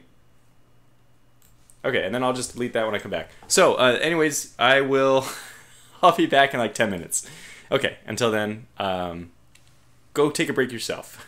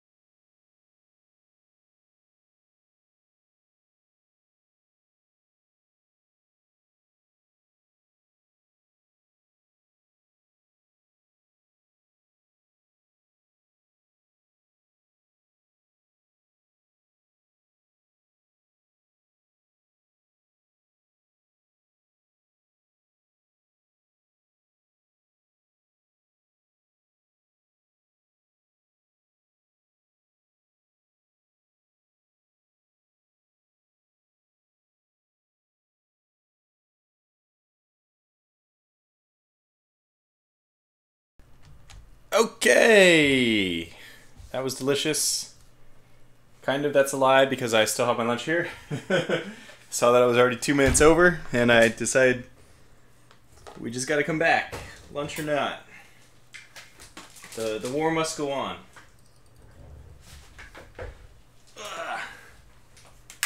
Okay, good. So let's see, what are we doing? What's our game plan? Let's just recap for those people who will be joining or are just joining. Letterton asks, what you eating? I am eating Togo sandwiches. I just got a turkey, bacon, no cheese on it, so it's not a melt. Oh, avocado, but why not cheese? Cheese is delicious, man. They should put cheese in every sandwich. So, I'm still happy with it. I think it's called like the California something. Who knows? So anyways, that of course is followed up with a side of soda because that is my vice. My one vice in life is I drink way too much soda. Ugh. Delicious, delicious soda. I drink a lot of fluids in general, but okay, that's not what the war, it is fluid based. We will have to get supplies to our troops, probably not soda. We are the Japanese, so sake, who knows what kind of special treats they get. So game plan right now, I think, is to try to push across, take angles, maybe this raw. If we can cut off, there's not a, it's really, this map is extremely cool. It has this built-in like line. If we can control this line, despite it being open plains, which is really vulnerable to tanks, it is a river crossing, which will help. I mean, I'm just envisioning, this is a nice line we could hold. Tojo sandwich, Colonel Dash said, oh, Tojo sandwich. Yeah, no, Togo. Togo's sandwiches. So let's go ahead and, we're at the point of ending the turn, I believe, right? Oh, we have to, so let's do this one correctly. Let's just build supplies here because, well, we're not building supplies at home anyway. And second of all, while the city ramps up, I think it's better to do that than to do political points. Let's also, what? No. Interesting. Yamagata has points already distributed. We'll put those all into supply.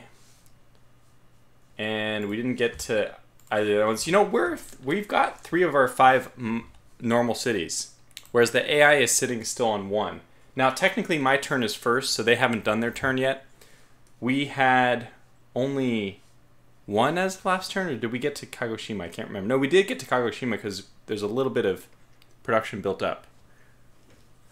Colonel Daff asks if are we going to imagine a line on that river. I think that's a really good idea. If we can control this, and it'll basically be an insane, costly push to marks after that. But if we can control this, we cut off 2 cities, and we at least can dispute control of a few of their raw resources. Not that the AI really uses those, but like in theory. Ah, delicious, delicious soda. Okay, so the production, just make sure everything's covered. So 7.2, and we'll have a leftover. Let's see if we can find something which gives us a leftover of basically nothing. Perfect. Perfect.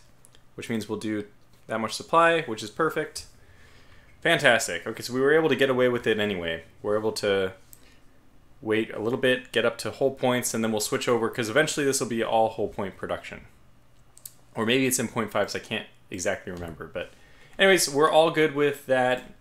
The last thing I actually need to triple confirm check is, do we need this many horses? We have 10 horses already. I think that batch of 10 more horses is not necessary right now. So I'm going to sacrifice that in exchange for a little bit more political points, which is really the resource we need the most of. Let's go ahead and upgrade this. I know I was talking about it. Let's go ahead and do it. And then, yeah, so let's do that. Gives us a nice spike in raws, so we'll have plenty of raws. Raws are going to be necessary as soon as we have armored car production and stuff like that. Those are pretty expensive in terms of resources. And tanks, of course, are very expensive. But it actually takes quite a while. Let's see, is it F3? F2? F2. it takes quite a while to get to tanks. So the light tank is 135 versus armored cars at 66. And this is one of the first questions I asked. I remember doing this in my first or second series on Advanced Tactics Goals, asking the question, is it better to do armored cars or just to store up and get tanks right away? I think it's a 2-to-1 ratio between armored cars and light tanks. So it's not, I don't think it's obvious. I don't think it's obvious which one is the best. Probably armored cars, just because if you can get armored cars out first, they fight well against armored cars. Obviously light tanks are pretty effective against armored cars, but but yeah, if you get armored cars out first, you really start winning the initial push. And I think the only way to beat the AI is to beat them early. They're so aggressive that if you give them an inch, they take a mile. And so the only way to beat that is just to go really hard against them in the beginning, which so far I think we're doing pretty well.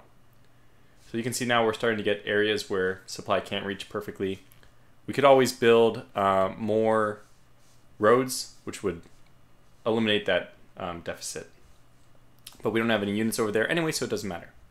We're definitely going to need some roads to these choke points. So I can see that already we're going to need a road like 1, 2, 3, 4. I mean, it might do 1, 2, 3, 4, 5, 6, because then this road right here will also propagate supply a little bit better that way. So I think that's what we'll do, is to click and then go down to angles. So we'll need engineers over here eventually. We can transfer them with horses to a new division somewhere. Exciting stuff. But let's see, engineers, I mean, these guys are ready to go. Maybe we should already put some engineers here. Let's do it. So we're going to transfer 20 engineers, which uses 44 of our 20,000, and 2 horses, which, you know, is pretty minor. Now this unit is it logistics which shows this? No, it's analysis, yeah. So this shows me that I have 20 weight, but my 2 horses can carry 20, which means my land 20 out of 20 is being carried. The total weight of this unit is 22 because the horses also weigh 1 each. But that's really cool. So what we see is the horses are what is the mode of transportation for this unit, which means it's only 25 to move on planes. Now we compare that to riflemen, not infantry, riflemen, rifle. There it is. So they move at 25 versus 30. Okay, and people are probably saying, well, that's really not that much. But that's the difference between moving 4 times and moving 3 times, moving 4 hexes or 3 hexes. Similarly in the fields and on roads, you get actually a 5 hex modifier versus only 3. So horses are actually really useful, especially for engineers who end up building roads themselves. Then it takes a lot less action points for them to move around. You want to ferry them around. You can always just move them by train, but then they lose a lot of their readiness. So that's what I think. Yes. Colonel Daff says, win the war early. Surely that's easy. Just like Japan during the Marco Polo Bridge incident. Yeah, exactly. Now we have another pair of engineers that I might want to put... Where else are we going to want to do work? I almost think we shouldn't build a road over here, which means that if the Russians come, they will be out of supply. I think we're going to be better off defending our side along the river in the north, or just pushing closer in the south. It feels like it'll be really stretching ourselves if we move too much in the north. I could even see myself building fortifications just outside of the range of Kanazawa. Yeah. And I've mentioned this a few times already, but I really think this is one of the great things about this game, is that it allows you to think about things this way. Like, I don't know, just sitting here and think about, okay, do we move troops over here? Do we move troops over here? All these things. I think it's really interesting. I think the game lends these, gives you these strategic options, and I, for one, really enjoy it. So, yeah, this is one of the first games I would just think about when I was driving around in the car. I would be thinking about the map and like all the different opportunities. But okay, in the interest of time, let's push on. No, I have one other group of engineers I do want to move somewhere. we've upgraded this. We're not getting that many political power. We're not getting that much political power, and I think we want our factories kind of in this area because it will be better. I think we'll put one right here, in fact. That means that we'll have another 1, 2, 3, probably another one over here. Maybe one right here. That makes sense, because there's a road leading nowhere anyway, which I believe the idea was that... So limited roads, the way it works is the full road network is made, and then I think they remove little connections. So this, I think, was supposed to be a road connection back to the Kyoto, but yeah. Leth is going to eat dinner, so enjoy. In fact, let me just take at least one bite. At least one bite of my sandwich. Let's do this. Let's do this while the AI thinks. So, I'm going to put the engineers up here somewhere. Where would be a good place for roads? I think maybe even I'll put them in Yamagata. And then I'll put... I don't think this is an area we'll be able to push well in. It's hard to say, though. Let's just put them here. Now, every division we're making, every formation, I should say, which is a division, you can see by the naming schemes that they are supposed to be divisions, does cost us political points, but I think it's okay. So this is the 14th division. That's where, this is like, there's no size scale. You have a scale of a city being 5 hexes here, or sometimes only 3 hexes, or, you know, 2 hexes. So there's some kind of size scale you can somehow make from that. It's not clear, though. My guess was that each hex is about 20 kilometers or so. Maybe less. But then you have like some inconsistencies there even, and that your aircraft can only go 5 hexes if they want to do an attack. 100-kilometer range, does that make sense? I don't know.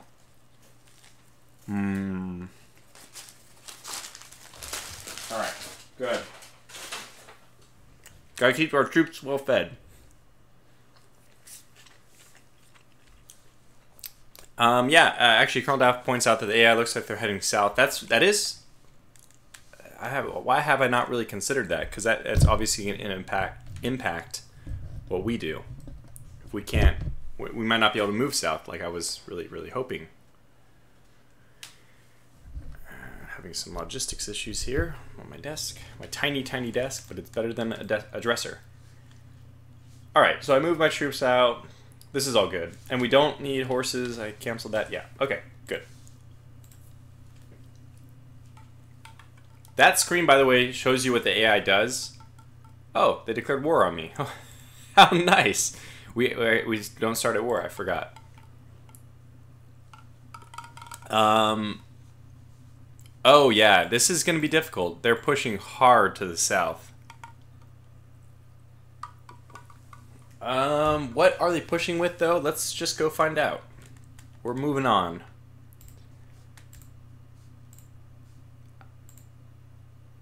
Now, my engineers will leave those guys. This train, I stupidly did not transfer back last turn, but that's okay. What I think I'll do is I'll make a new division. And let's do a quick test here. If I train this, and this train, can it move itself? It can... Can? It can move itself. Really?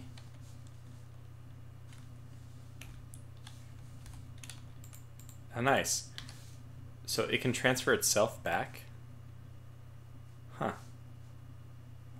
Oh, I'm using this. I'm using the headquarters like transfer capacity. So this is not enough. Okay, got it. Let's... I thought I made a new division. I did. Yeah, so what I'm going to do is transfer this guy to the blank division. And then move him as far back as he can. This will decrease the amount of distance that we have to transfer him. So now the cost is 2250 instead of, I think it was 4500 before that. So now we can do this transfer no problem. We're just starting to get our trains back. Okay, great. This blank division we can strategically move wherever we want. For now, I think it's fine. Do we want our 20 riflemen to have horses? We could switch them. We could swip the 2 horses in and put another 2 horses. We do want them to move quickly, so but they will take casualties if they're in the front. We have our Jeep moving. It's really tough. They'll get there faster.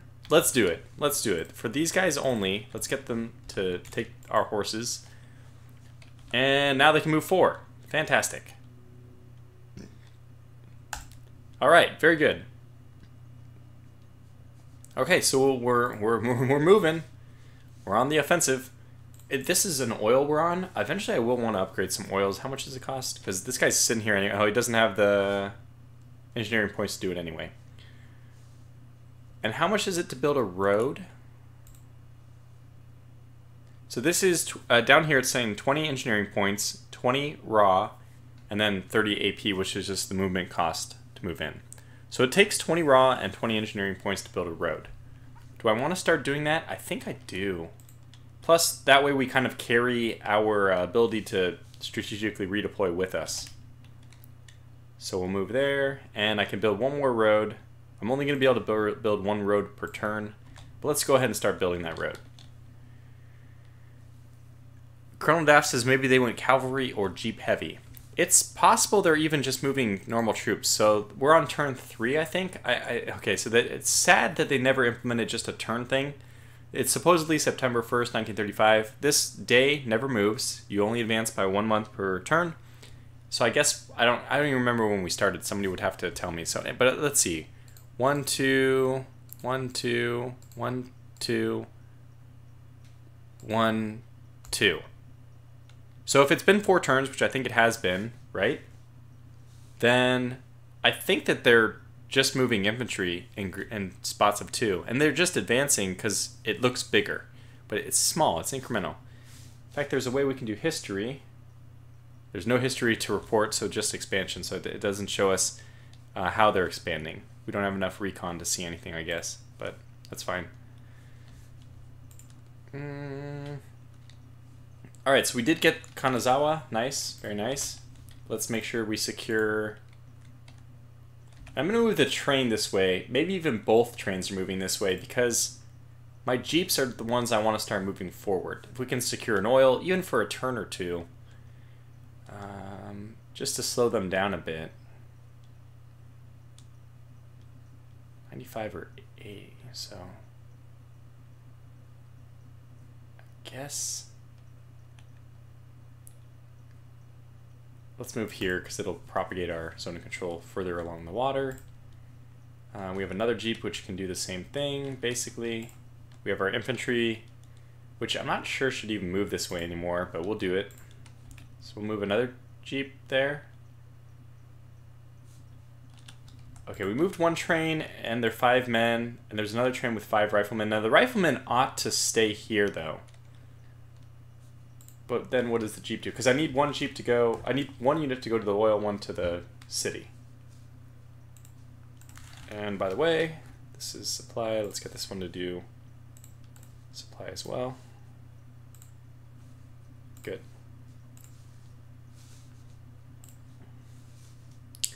Now you are going to do only... Yeah, okay, so this makes sense. Just get 1 political point out of that guy. And then 1440 supply. It's fine with me. Just give me whole amounts. Production. Alright, good. I like small maps too because it gets even more complicated when you have to deal with multiple Jeeps and stuff. I mean, sorry, more cities than even just 5, and 5 is already enough, let me tell you. Turn this off so I can see. Good. Okay. Now, did I get any real units? I got engineers. Where are the engineers really going to be needed? They might be needed over here if we're going to build fortifications and stuff like that. These guys can move out. They can't do anything really. I think we just move them here and we wait for them to get enough engineering points, which will take, I believe, 1 more turn. Let's move them here and just practice building. So I want to get a tank factory. The gun factories are also very useful for getting artillery, but I think let's start with the offensive stuff to get us moving quickly. and then we'll fall back on the gun factory second. So we need 40, we need 80, and then everything else is okay. Okay, very good. So we're actually in good shape to build the tank factory next turn. So we will do that there. 1, 2, 3. We can even build another factory there. 1, 2, 3. We'll have another factory there. Okay, good. So we can get our 3 factories like this. It starts to become a packing problem. 1, 2, 3. We can build another one there. 1, 2, 3. We can build another one there. So we can just pack them all into this little corner. You guys are moving off. I believe the idea was to... Well, now supply actually starts to become important. So if I moved them there, I would have made a mistake. So we've got to be a little more careful about where we're moving them. I cannot move them there. If I move them there, they're out of supply. I'll move them here. And now we see that we're at 99 there, 89 here, 76 here because we're actually able to follow the railroad a little bit further. So if we want to build roads, we should build them from here. I guess just build from here to here and then up to just so we can supply this area. Now, I don't really mind if my troops are out of supply because what that does is reduce their readiness. I don't really mind that much in the beginning because it doesn't really matter. Like if they're out of supply in the beginning and low readiness, well, they're not getting into combat anyway.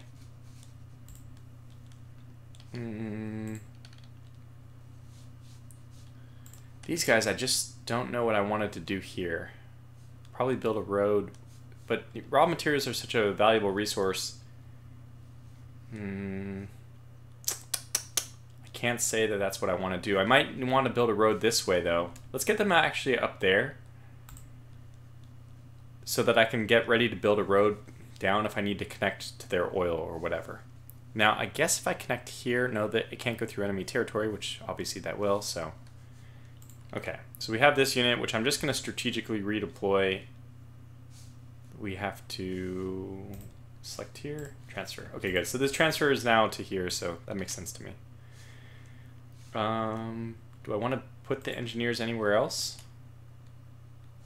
Well, let's just put a group of engineers here. So let me take that same division and just move them right here.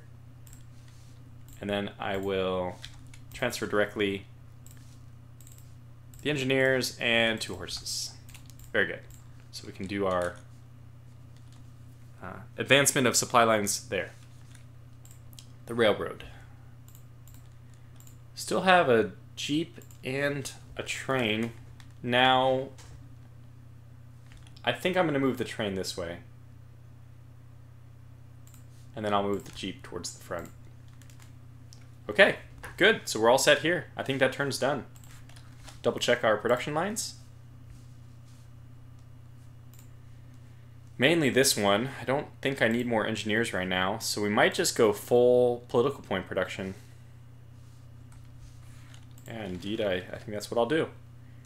40 political points. That's the main thing. We want it for research. So right now, for example, I could get armored cars. But think about it. I need to get, in order to build a gun factory, what do I need to, a tank factory, I need something I can do with that. So we have to have armored cars, which is 66 political points. We have to have that capability by the time we build a gun factory, otherwise it's a tank factory, otherwise it's useless. What's the point of building a tank factory if you can't build any tanks out of it? So that one's fine. It's getting up there. Now their cities, again, if you're worried about them falling behind, their cities immediately go up to 100%. You can see what a difference that makes. I'm still like how many turns in, and I'm barely to half. And they've been at full production for all those turns. So we're probably a little bit behind. Okay, so this guy hasn't moved at all. I think we move him back home, but we drop off the rifleman first. Let me take a look at supply over here. This is 72, so we could probably move one more hex. How much is... Okay, so this is 42, 72. So this is actually going to be 102. Forest is 30 points of supply. 30 points to push supply into. So we can't actually go any further than this, sadly. Actually, we could go here and here. So we could actually move that one spot. All right, let's do that. Move them here. Create a new division. All these new divisions are not helping, by the way, my ability to like keep any sort of political points. I have to say, it might already be time to start getting some riflemen.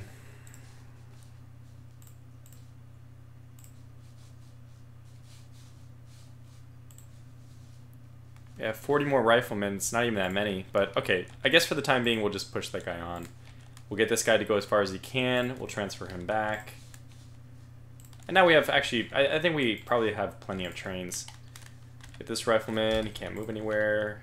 You have action points, so you can move somewhere. Let's get you to the south. Excuse me. To the south.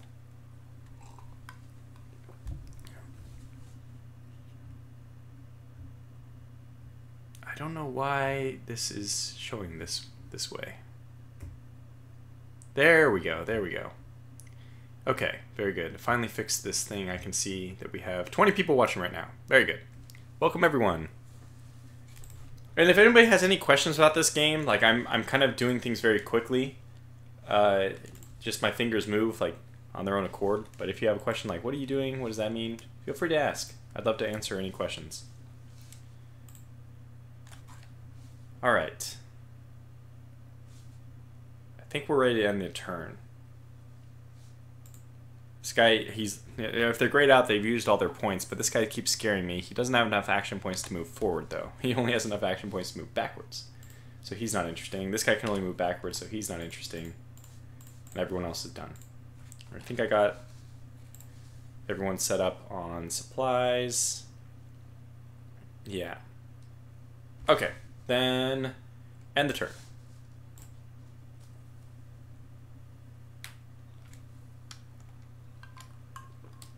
Our fuel keeps going up and up.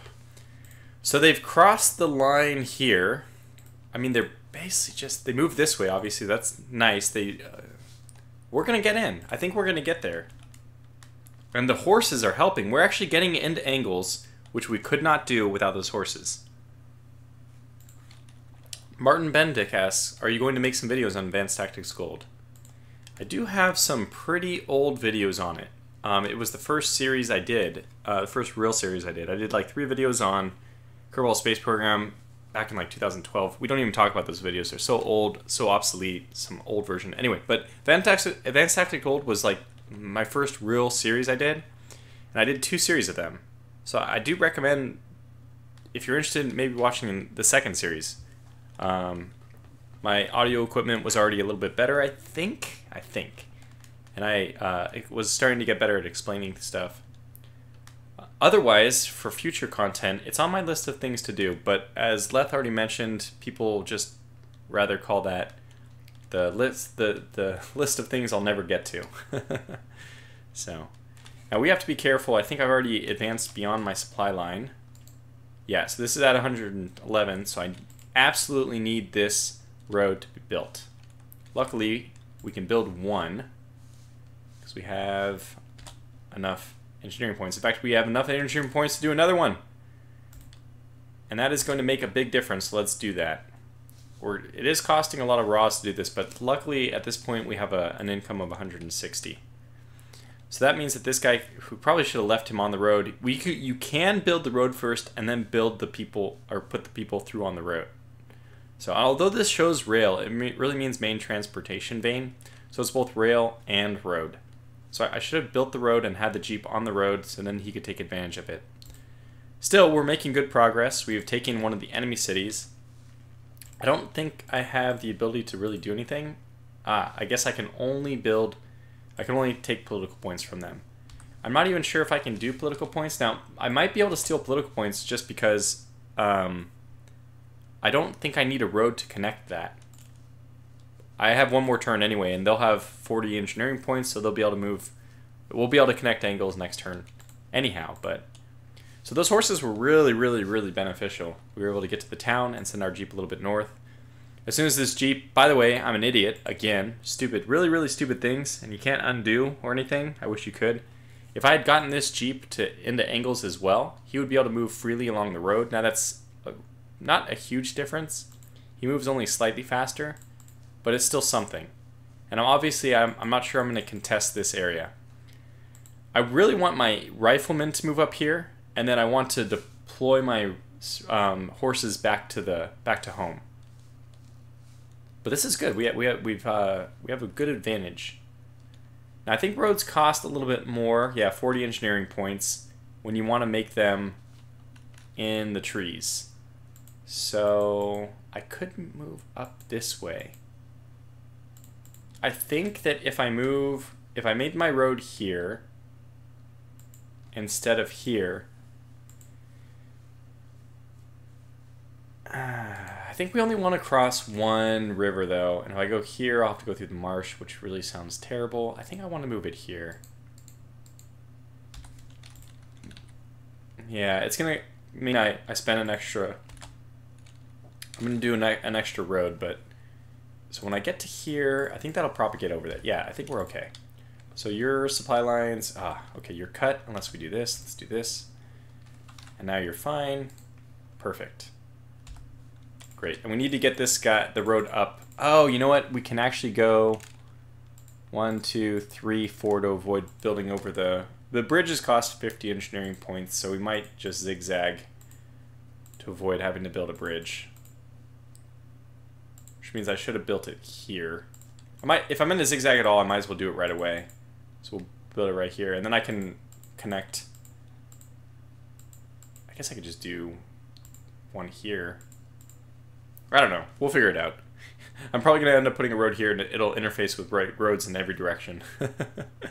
Oh, I forgot to mention Martin. Martin Benedict asked about the videos on Advanced Axis Build. I actually have a tutorial series for this, which, I don't know. It's a decent one. It's not my best effort, my best work. I could have done better. So yeah, we'll get this guy to start connecting.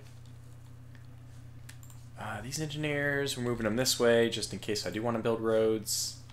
Let's get the oil, get this, and then basically move these guys home now. So that's it. You're done with your work here. Might as well have these 5 riflemen, although they're probably needed somewhere else. Just keep trucking. Let's do this. That'll propagate my zone of control out. You can see that although I haven't done any exploring this way, the borders have pushed themselves nice, naturally all the way out, which is good. This is as far as I go, I think. Oh, I can go one more. Yeah, that's right. So we'll push one more just to get the zone of control pushing forward. And that's it. I think that's all I can do this turn. You're going to wait on the road so that you can continue to... Oh, what's our supply line look here? Okay, so we're good. We can move this guy. Cannot move any more. Yeah, that's the limit right there. So I really do need roads this way. So we'll do it. Okay, there we go. So when we move our road forward, that advances our supply line a bit. These guys can actually move one more anyway. Wow, so we'll end up capturing oil in the end. That we might not be able to increase. So we're at 1,500. No more oil will be captured next turn automatically. So we'll see if this goes up from 1,500 when we capture that oil. I doubt it. Okay. Again, it would have been really nice if they had like a button you can push, which cycles through any units who haven't moved. Unfortunately, I don't think they have that. Now, our political point situation, 106, that's not high enough. I need political points. I need them. And then we got to transfer some riflemen to the front. Well, it looks like our first combat, and really the place I need to make sure I have a solid number of troops is going to be in the front. So we're going to create our first row combat division. And that's going to be with 40 riflemen. All my riflemen. Now, I could get my horsemen to move them forward a little faster and then redeploy them back. I might do that. There's no other, like, pressing need for these troops, and this is where we want the most mobility right now, so let's go ahead and do it. I don't want to lose that many horses, though. I can tell you that much. Okay. Oh, shoot, we put this guy out of supply. Oh, he was out of supply last turn, now he's back in supply. Like, we couldn't get all the way... Yeah. I'm glad we added this mountain stuff, by the way, in the map editor. It looks a lot better. It's nice to have stuff on the edges because, again, the border does end here. You can't go further. But it gives you the idea that there's a natural border there anyway. Like having the forest on the top and bottom, having mountains on the left and right. It makes you feel like you're confined to this area anyway. So you can't move, yeah. You can, but you shouldn't since you'll lose supply. So I think we'll end the turn there. This guy's still a turn away, right? Yeah, he's still short on engineering points. Oh, wait. Oh, he's actually okay. He could build the tank factory this turn. Wow. Okay. Well, let's do it. I don't know what he can build. Like, what can our main people build? Jeeps. Yeah, so we need to spend research points before we can do anything. But let's just go ahead and do it anyway. Let's get our tank factory. Done. There it is. Tank factory built. Fantastic. Okay, so now we know we need at least... Okay, we're going to have to do some... I'm glad I checked. We need 66. We'll be at... Okay, good. We'll be at 67. So don't build any more divisions, Tortuga. We're going to need all of those points for... Oh, wait. Let's do this. Wait, is he at max? No. He's at half max, right? I don't know. Well, we'll do this. We'll get ourselves an extra 6 political points, which we may need. So, actually, I think we'll just go 100%. We don't need the supply anyway. Let's look at our guys building up a stockpile already of 3,300, so we definitely don't need any more supply. Okay.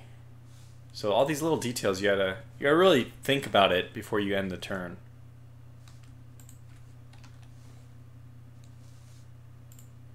Yeah. Okay, that's good. All right, let's end the turn though, so we can keep advancing. I don't think I can build any production right now, right? Yeah, I could build jeeps, but is it worth building? They can get themselves killed. I mean, it's a waste of production not to build something, right? So maybe I should just build them. It's free except for the raw materials. And I'm doing okay on raws lately. I think I can make use of 16 jeeps. Let's do that.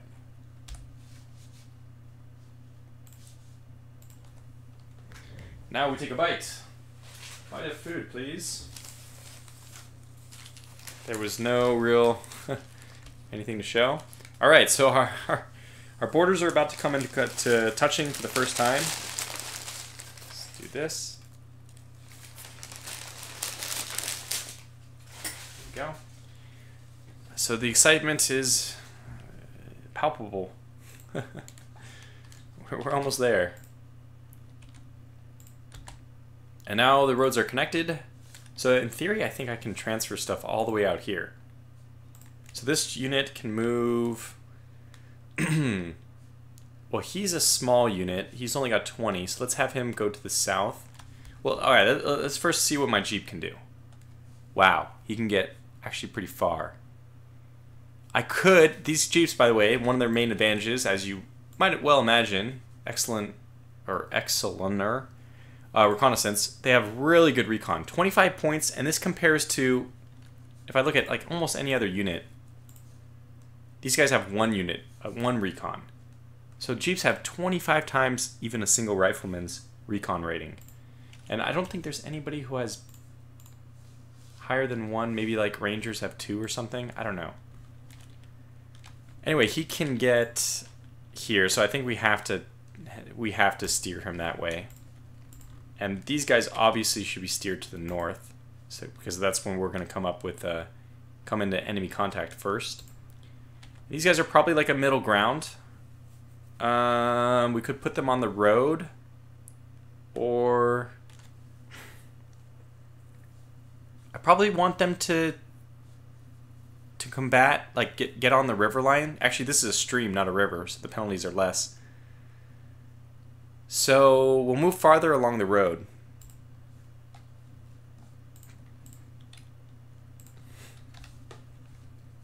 Martin Benedict asks, when you do another series, could you do it with more C so you could do naval combat and more players? I'm not sure about more players. So good question. First of all, good question. I'll have to think about that. I'm thinking about it right now. Sea combat is kind of lame. It's unfortunate that the AI just doesn't do a really good job. If you want to do sea combat, you basically have to use other players. I mean, like real people. You can't. The AI does a really, really bad job with their naval combat. More players? That I probably could do. Now, are we outrunning our supply line here as well? We are. Alright, keep building roads then. Now we can go? Yeah, now we can go. So let's have one go this way. Just to explore that. Yeah, you can't move any further anyway. Have one guy go here. And, okay, so we can move back along the road.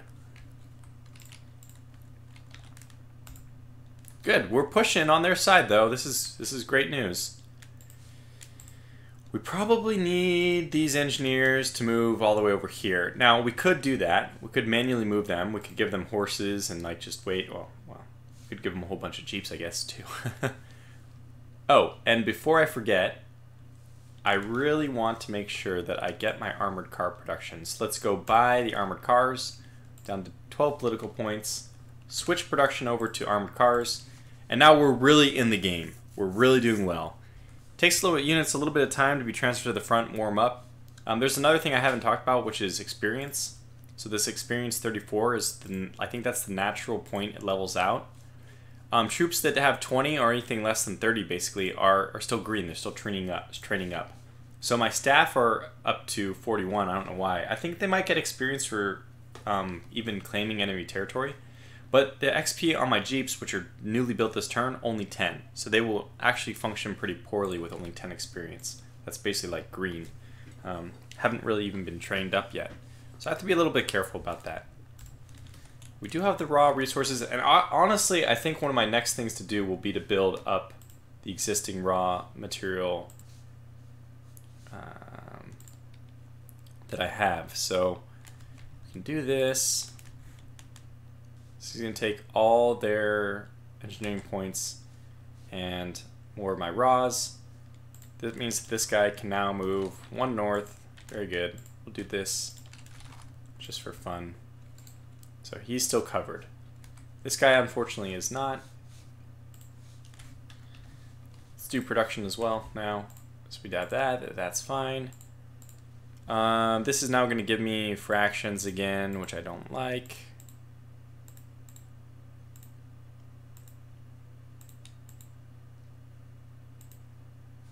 Nah, I'm just going to do all in supply.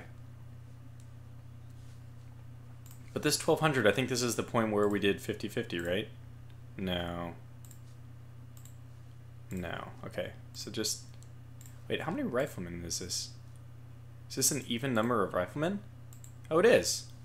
3600 gives us 360 riflemen. Perfect. So let's just start building a lot of riflemen. We're going to need a lot of defense anyway, right? And I think that our supply situation our stockpile of supply is good. It's quite good. Does this connect, by the way? I didn't check. This is 24. No, it's not connected. So we need one more connection there. Now it's connected, and now basically everything. So now it only takes 30 action points of supply to get all the way over here. Colonel Daff asks, so those armored cars will be fresh from the driving schools then? Yeah, that's the only thing they've done is learned how to drive.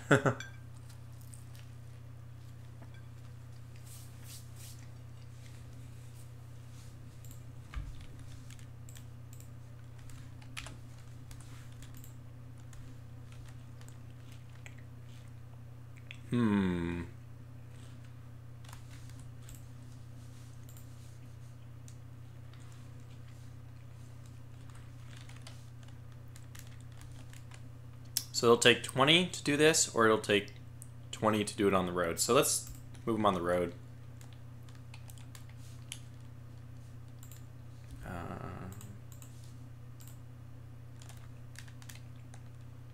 You just keep advancing. So it looks like the front did advance. So all the zone of controls, we did take all that over here. Almost our entire side is covered except for this stuff. We'll just leave that as a test. We don't need the zone of control to advance further that way. So we'll just leave it as a test to see what happens. So get the trains to move here. And what we'll do is, since we have two exactly identical units, we'll move the rifleman into one. And then the train into one. And then we can send the rifleman forward. And the trains home. Now at this point, I think that, by the way, it says 3, this is like their combat strength or whatever. Do trains have any combat strength? No. I don't know why that shows that they have any combat strength at all. I think it's one of the only units in the game that doesn't have any combat strength. Like even staff members have some basic combat, but not trains. So let's transfer these back. Yep. We have another card we can use for whatever we want. Well, we have 16 Jeeps, so that's a lot. We don't have that many political points. I don't think we want stacks of that many Jeeps running around. That's really going to be the end of the number of Jeeps we want for the rest of the game, I think. So let's strategically move this where? Here, I think. Wait. Impossible to reach hex. Wait, why not?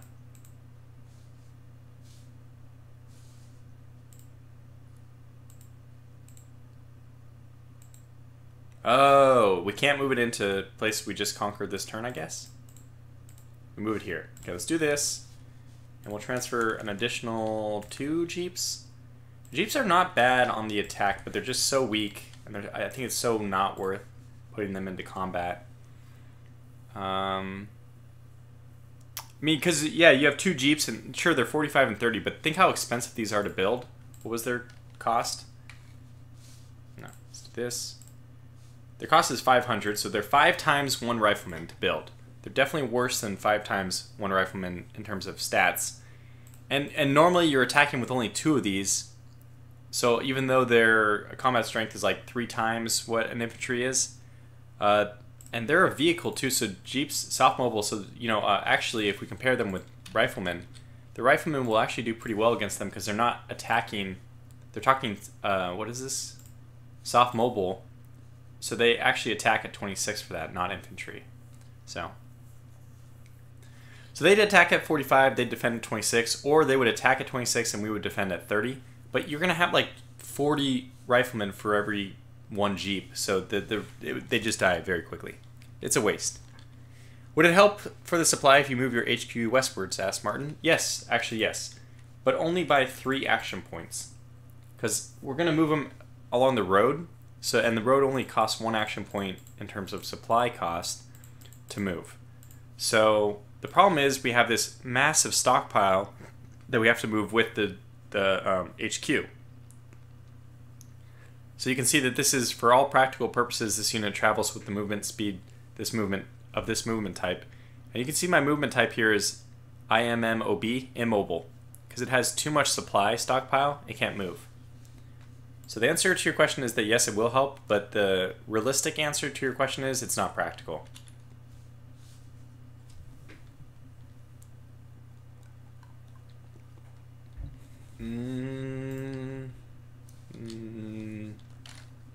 Actually could move this guy. This guy could build another road.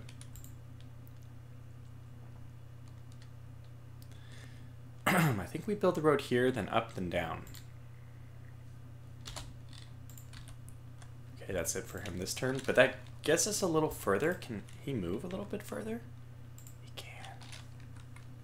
He can move 1 further. Let's do it. You can't move any further that way, so let's just have you move down. Put him on the road as well. So it looks like they got to Rusa before I could, but if we can, this would not be a bad defensive line if we could actually edge into their forest. Now, just to give you an idea of how good we're doing, we've pushed all the way to this area. Now, this oil, we checked 1,500. Actually, this 250 is being supplied, so I guess you don't need a road for oil. That's quite nice. I don't know how we're getting it out of there, but who cares? That's something for another time. Now, I believe if we strategically redeploy this guy, so there's a couple options I could do with these engineers. I want them to move over here so I can start building a road this way as well, so we can give supply to these guys. Which, you know, they can actually do something silly. They can advance beyond supply and they would move back into supply. So this toss 30, you can just do that and then move them back. I don't know if that actually wait. Do we have supply here? No. Could we get supply there? No. So we'll just move them back this turn. Move them like that. We're gonna push the zone of control further anyway. So, well, yeah, we need a road. So we could strategically deploy these guys or just move them. I think what we'll do is strategically deploy them. So using our rail capacity, we can move them to here, which is where I want this road to come from here. Go probably like up, down, down. Or down, up. No, probably like that. Down, up, down. Yeah, eventually I'll have a road, I'm sure, running. I build roads everywhere eventually just to save a little bit of supply points, a little bit of movement time. So anyways, they're going to build out of Yamagata, which makes sense to me. And Yamagata, by the way, we talked about hexes. It's only a 2-hex city. So anyways, let me go back. Strategic move to here. And this only costs 3,600. Now, they had 40 engineering points. They're down to 0. So it's good to do this only when they have no engineering points, so that you don't waste engineering points. So that did waste them. And their readiness is down to 50 as well, so they may not even get all their engineering points back next turn if their readiness is not high enough. I'm actually not sure if readiness impacts engineering point production, and I think it doesn't, which would be good. But just kind of going through all the possible options, enumerating all the options. All right, let's go back to production overview. For example, I see that I did not, in the end, ever give production to Asuka. That's a mistake. Let's actually build infantry.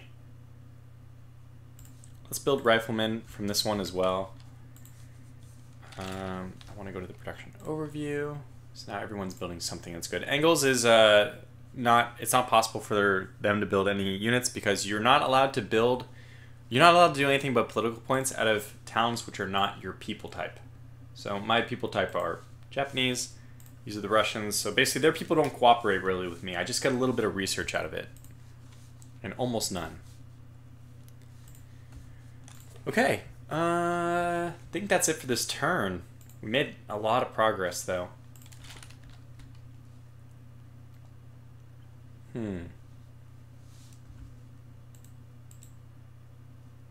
Yeah, I've already messed with this.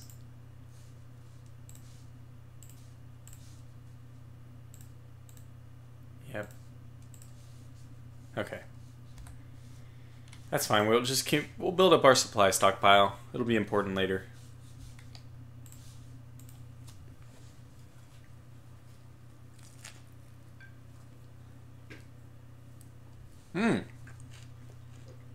Look at that. I have 10 of the 14 victory points needed to win.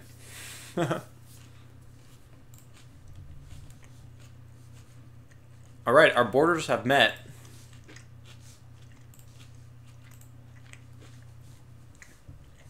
We're in contact.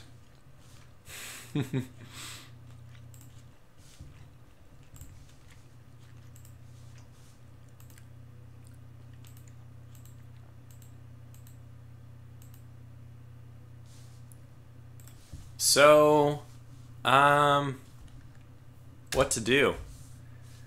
This is going to be interesting.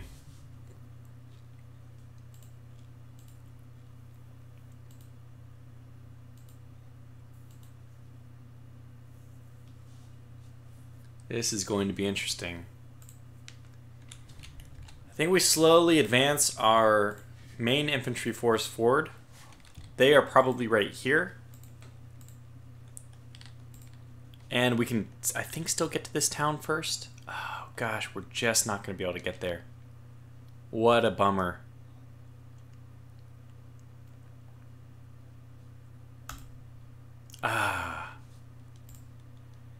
This guy has to stay on the roads too, because I need him to give his horses back at some point. I think they've just crossed the river right here and here, or maybe they're right there. They might be right here and right here. It's hard to tell. We need to keep our supply lines open too. This is tough. Okay, so let's move forward with our jeeps. Reason I want to do that, just in case it's not obvious, is because they're massive recon. Okay, here they are. We found them. We have found them. So we can attack. Wow. Oh my god, I didn't expect them to be that far forward. Is it worth attacking? Now, their readiness is only at 50, which means they were probably either out of supply or they just moved there. They were just deployed like last turn or something. They strategically deployed.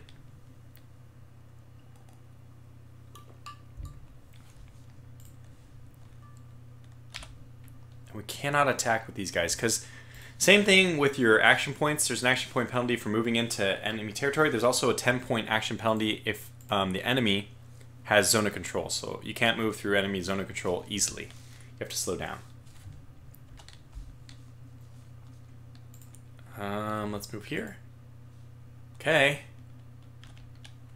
Push a little bit forward. They're probably right there, but man, we can't see them. Let's move some more scouts forward. Okay, now we have some better so there's not supposed to be anybody here. If we do that though, we won't be able to move back, so let's move this guy forward instead. Oh wow, that's a lot of troops. Okay, they've gotten here big time before us. In fact, our 10 riflemen are kind of a joke. So we'll have to rethink this one a bit. We could get 20 riflemen into a group. Yeah, we need to start mass producing riflemen. But the good news is we also can start building armor. We're building armor cars. And they have a small carrying capacity, which we'll take advantage of. So you can see their carrying capacity is 5 per. That's the same as light tanks, by the way. So they can build. We can just start using them as combined arms forces. And the way the game works, they try to enforce combined arms by making it so when you're in combat, the people randomly choose who they fire against, which means that they randomly choose whether they'll fire against your most expensive unit or their least expensive unit. So there is some strong benefit to having weaker units that just basically pad the strong forces or protect them.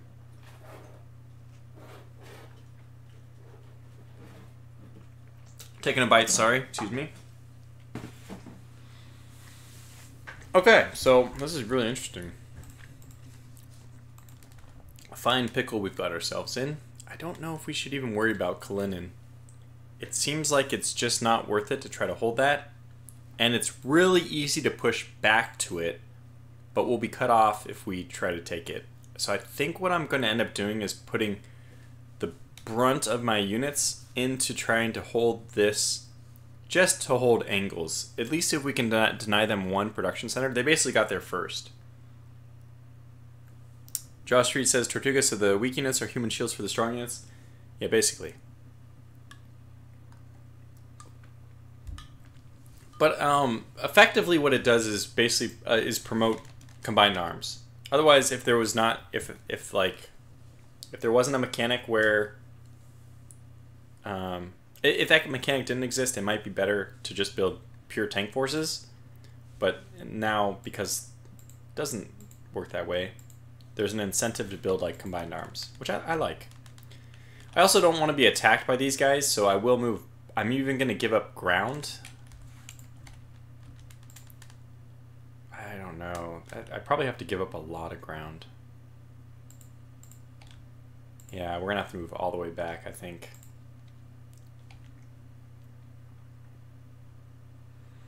even having 10 riflemen defend in the forest is worth it, so we'll just put all these units into one area and really try to hold that. Okay, so let's build this road here and build this road here. This guy's now done, so we're going to move him the hell out of here. Get the hell out of there. This engineer, yeah, so his readiness did impact the number of engineering points he can build because he's down to 36. So, but that's not going to stop him from being able to build a road this turn, which is really all I wanted to do. So that's going to mean we can push one further. No, it's still not. Still can't push further. But this guy can build a road. Another one? No, because it's forest. But that did make it so he can move one forward. Yay! One more forward. And there's still this middle unoccupied area. Pretty soon, the reason why I don't really care about keeping the coloring on is very soon, with only 2 people, it's just going to be one border. It's going to be them and then me. Pretty simple. So we don't need the hex coloring on just because of that, pretty much. Now we do have an opportunity to attack this turn. It's a weak unit. It's in open area. It's not very well entrenched. I think it's worth it, and I think we will even involve our jeeps. So we have a few jeeps which can attack as well. I think we're going to go ahead and do this attack. And we can do it from this, which will give us... Okay, so if I do just a normal attack with these 2 units, you notice that they have different combat values. 36 experience worth the, compared to 20. So the 20 experience ones are just so green that they attack significantly worse. Now this is 12 out of 100, 0 concentric bonus. If I do this though, I have the same thing, but when I add these guys, I get a 4% concentric bonus, which is a really, really minor bonus, but it's something. And I think we're going to beat these guys. So I'm going to go ahead and do this attack. We have my 3 units, 2 jeeps, and my rifleman group against their 16 riflemen. We lost a jeep, 4 men, 5, 2 jeeps. So obviously not worth it. We lost in one, even just one of these jeeps, it was more than all 5 of the riflemen we killed. So this is one thing the game does, is it really strongly seems to favor defense. And you know what? We didn't even push them out of that hex. So the readiness is down to 37. But we didn't even push them out of that hex. So now I have to move these guys up to defend. And now I will transfer the horses out. We don't want the horses to be part of that anymore.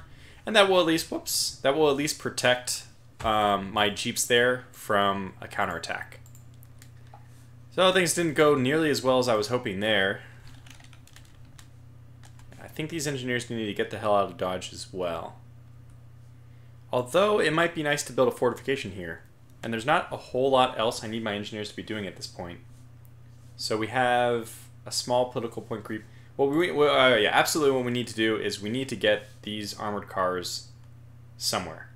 They need to, and I can't think of a better place to put them than as close to the front as we can get them. I think that this is going to be where I get them. Maybe, actually, it might behoove me to build them here so we can kind of push back on any forces south. We're kind of where we want to defend over here, but there's a possibility if we build enough armored cars and riflemen and all that on the west side, we can actually take Kalinin too, and that would be a huge setback for the enemy. So I think the risk is worth the reward. One thing we have to say is I don't have an HQ near these units. HQs project their combat and morale bonus to units only, I think they can, if you're within 3 hexes, it's free, and then it decays by 20%. The bonus that you give them decays by 20% after that. Something like that. So, and plus we don't have the amount of staff we need anyway to give bonuses, which is something I'm probably going to have to switch. Somebody who's building riflemen needs to switch over to staff instead.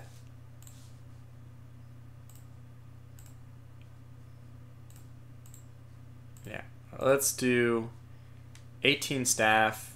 that's fine with me. They're the same price, so we'll start getting staff at the same rate, hopefully, or faster than the rate that we're gaining troops. I like the number of riflemen we're building there.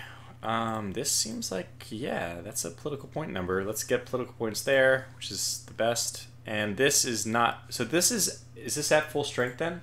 It is. So this one's at full strength.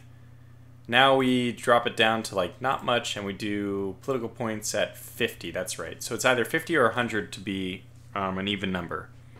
Which means that we'll probably get, what do we want here? I don't want to build vehicles ever at my cities because I have factories to do that. So let's get probably some more staff until our staff is up. Yeah, so once they max out, then we'll have them follow this same pattern where it'll be 50% political points and then 50% for whatever else we want. So that way everyone's contributing political points. 48 rifles. That's probably necessary there though. Staff, and this is more rifles. So we don't have a whole lot of staff coming in, honestly, but if I do this, I'll actually get the total number. So we'll build 34 staff, 72 riflemen, 62 political points, 8 armored cars, 1,400 supply. Our supply is just skyrocketing, so whatever is building supply probably doesn't even need to do that. Where do we have supply? We have supply here. Let's drop that down and build more staff instead. Okay. Now, one disadvantage of having built the armored cars is that they don't scale up. Like, I have light tank, and one of the advanced researched categories is to build light tank 2, which just gives them a general increase in effectiveness. There's no higher technology path for armored cars. What you see is what you get from the very start of the game. Okay, anyway, let's go ahead and put, if I can, this is actually pretty far for these armored cars to go. Do I have the, ooh, I don't even have the strategic points to send them that far. So let's move these guys back a little bit. And this is one of the things I could do with my engineers is move like another road right here, which just means it's a little bit faster. Let's see, can we get them, this is a little bit less far for them to go. Still can't do it. Okay, well, let's do 2 groups then. Let's do one group here of just 4 armored cars. Or maybe, yeah, I think we'll do 4. And then we'll put, I'm going to put 16 rifles. So I like to keep 4 riflemen per armored car because although it's nice to have 20 or whatever, the problem is if you lose an armored car and your carrying capacity decreases, I'm assuming that I will lose at least 1 rifleman if I lose one armored car. And then the unit will still be able to move at armored car speed. But remember, an armored car can only carry 5 weight, and each one of these is 1 weight. So if I was to lose 1 armored car and no riflemen, I actually would have to start moving at foot speed. So that's probably unlikely to happen. So I like to keep this ratio of, only 80% loading the vehicles. And now next turn, they start at 75, so that they're in pretty good shape. So next turn, they'll probably be able to move in and attack. I think they will. That's my hope. Now, we want to create a new division somewhere, another one. And this one I also want to transfer the remaining stuff into. How are we doing? So we only have 5,400 to work with here. It might be better for me to build some more trains, I could build the armored cars here. They do move 10 along the road, so, it doesn't take that long for them to actually move down. And, I mean, if we just didn't strategically transfer them at all, they would get to, like, here or so this turn, and then here next turn, and then, 3 turns down the road they're there. But building them toward the front, also, we should take into consideration that we're building 8 new armored cars next turn. So yeah, I guess we'll have to do this pattern where we send one out, and then we don't send one out.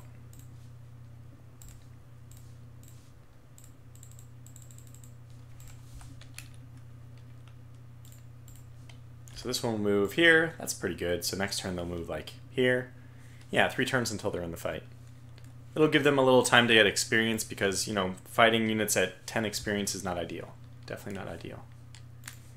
I don't think we're going to need... armor cars, by the way, all of the armored vehicles really are terrible at defense. Half as good, I think. Oh, in this case, not half as good. Not as bad as I thought. Let's take a look at the light tanks as well, if we can, just to give a nice comparison. Yeah, so it's actually not that much better. Oh, in armored terms, they're way better, right?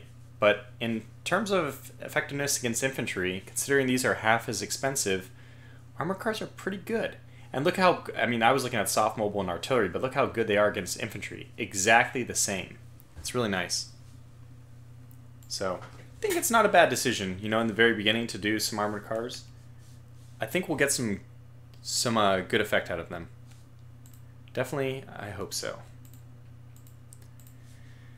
Okay, well that was a pretty exciting turn. Our first turn of real combat, real action. And we're almost coming up to the time where I'm going to end the stream, so that's nice. This is just a taste of what you can get out of Advanced Tactics Gold.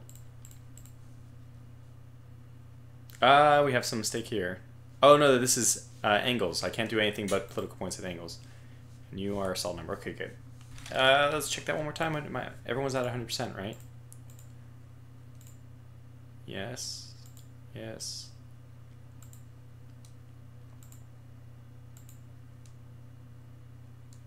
Yes. Okay, good. Good, so I am stealing a little bit of research from the Russians. And much more than that, I'm stealing all their production here.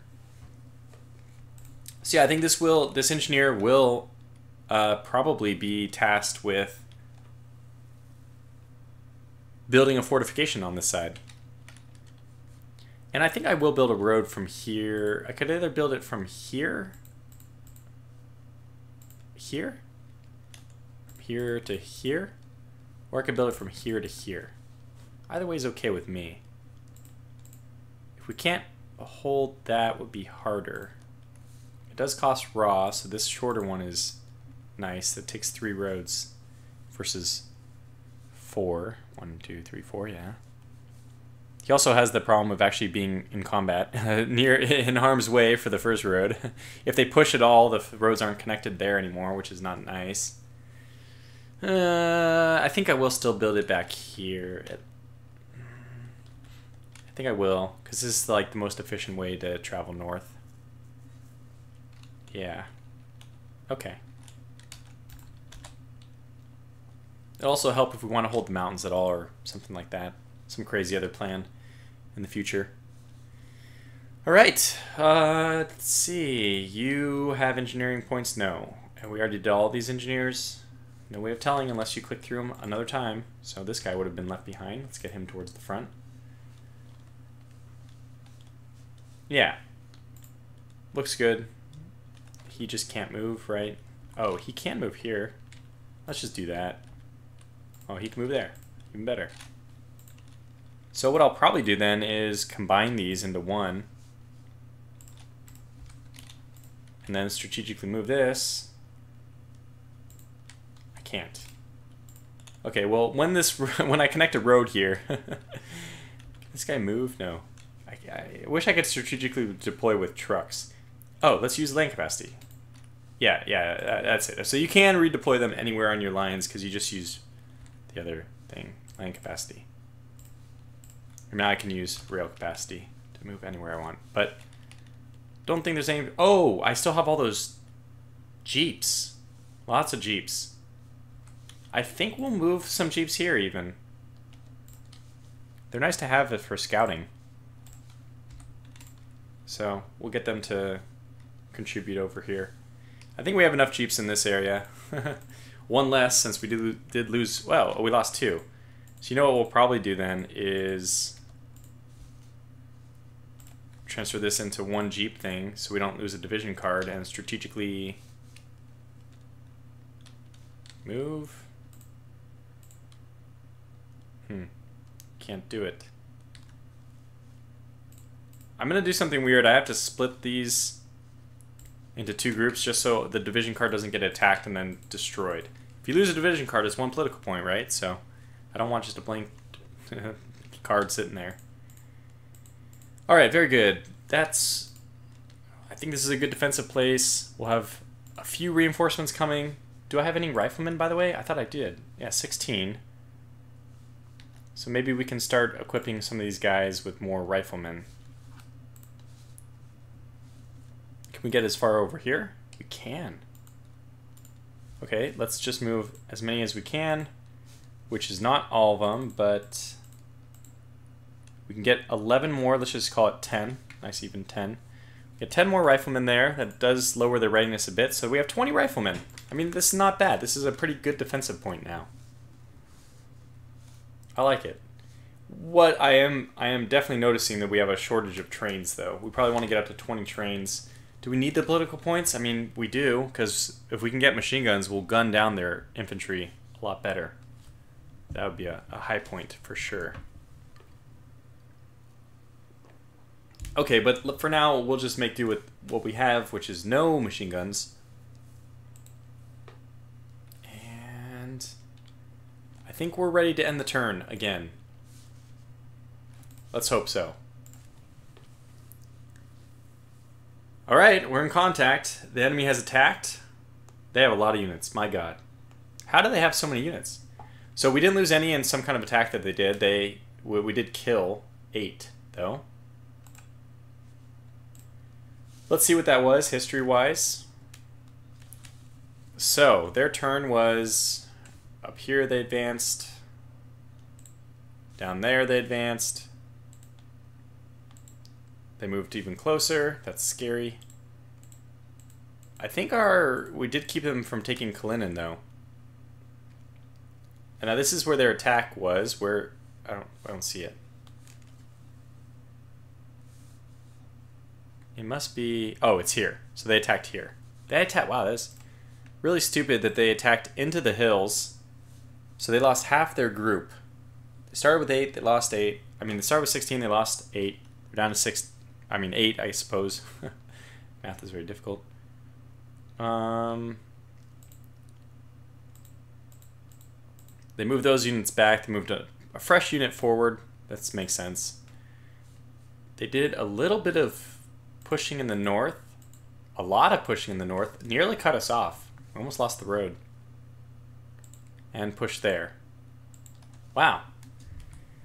Okay, very interesting. Let's see what we're up against here. A lot of Russians. The Russian human wave tactic it's happening. It's definitely happening. Oh, and we did take Kalinin, which is honestly, it's a mixed bag. I don't really know. Is it good? Is it bad? Let's get our jeeps off the front slightly. Actually, we could move in here. This would cost 40, and then I think we can move away. Yeah, and we can move back. Sweet. I don't know where I want to move back, but I did want to do that just so I could scout their forces. Can you attack that? You can. And armored cars, believe it or not, also have pretty good reconnaissance. 10 points per vehicle versus, like I said, only 1 point of recon per 1 point of rifle. Per one rifle. So I don't think this is something which is going to last a long time, us taking Kalinin, but at least we're delaying them. Can this guy get into the city? Because that might be worth it. He cannot. We can actually attack this unit, which has 80 readiness. 100 readiness here. I think we're just going to lose Kalinin. Now, we could try to cut them off. This is this is nice. I think I like this. We can suck them in here and then counter-offensive from the hills to the east. If we push west, we'll cut them off at the stream. This is actually a pretty big barrier for supply to cross. We can see that. Oh, yeah, well, okay, so let's do this. I'm going to select this and hit F5. And now it's giving me the supply from there. So you can see it's 58 to go here. And it's... Sorry. 78 to go here? Wait, 58, 58. How are they crossing this stream? The stream should be taking more supply. I don't think that's calculating it correctly. Yeah, so it always avoids going over a stream if it can. I'm trying to find a place where it can't avoid it so we can actually figure out the math. but it'll always avoid it. Huh. Oh well, I thought it was like an extra 30 for a stream or something. Okay, well, give me 1 second. I'm going to take a quick 1 minute break, just use the restroom real fast, and I'll be right back.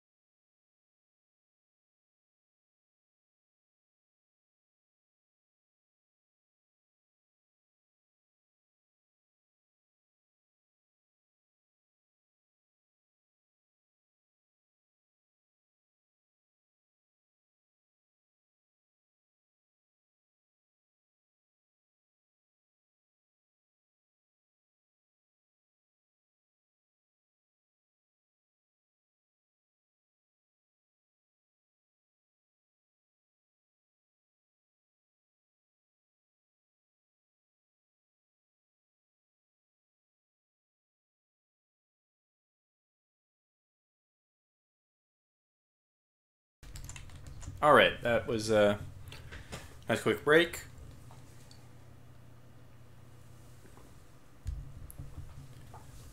So our armor cars only have 20 experience. It's not amazing.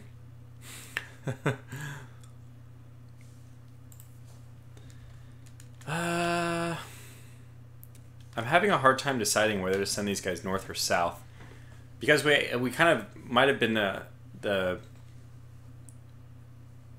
we might have been the maker of our own undoing, or I can't remember the expression at the moment, but we might be the cause of our own undoing, because this road in the north they're going to be able to advance on pretty quickly, and we opened that for them. And we're definitely outnumbered, like, by massively in the north, so I definitely want to pull back and just start defending probably these two provinces. That way, if we do a counteroffensive, we can push on open plains for a little bit. Like, let's suck them out of the forest into the plains so we can really thrash them before, like, if we do eventually a huge offensive in this area. So I think that's it. I think we just pull back from this entirely. We'll try to hold the fuel for 1 turn. I don't think we're going to be able to attack or defend. I mean, even really defend well. Now let's see what we're going to need to put a fortress here, because I think it will be necessary. Actually, we probably only need a fortress here. This hex can only be attacked by 1 hex. This one can be attacked by 2, so it makes it slightly more vulnerable. Yeah. So let's see what it costs to build a fortress here. A fortification or a fortress, it's just a matter of engineering points. It doesn't take very much.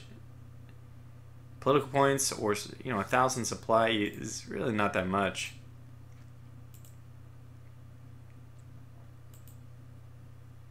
Might as well build a fortress, I think. So 300 engineering points means we actually need, I think, does this store, we might need 30 engineers to do this. I don't know what I max out on as far as engineering points go. I don't know if they max at 10 times their count. Like, what can they store as far as engineering point goes? Somewhere, engineering points 2. I don't know if they store 200, like 10 times their number, or if they store 10 times the amount they make in a turn, which is 2, so that would be they'd be able to store 400.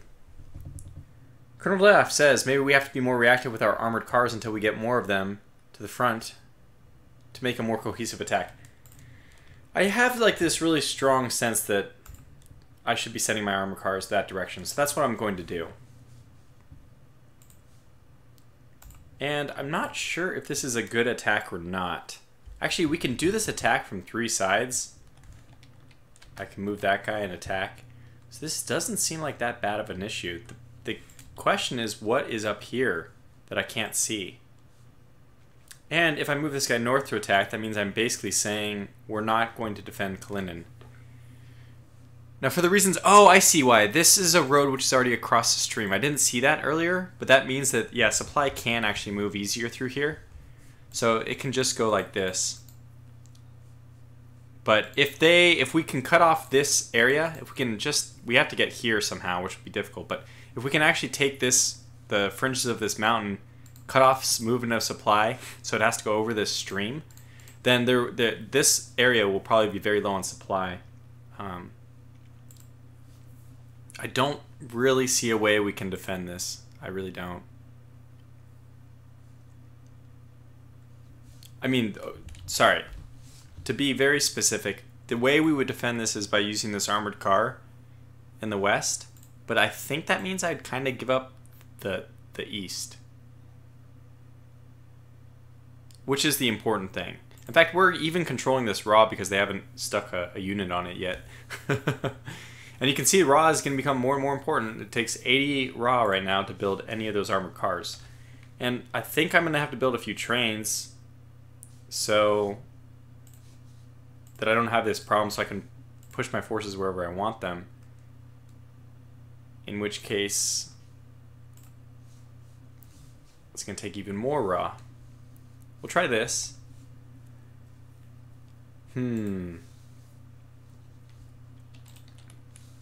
Okay, I think I want to do this attack.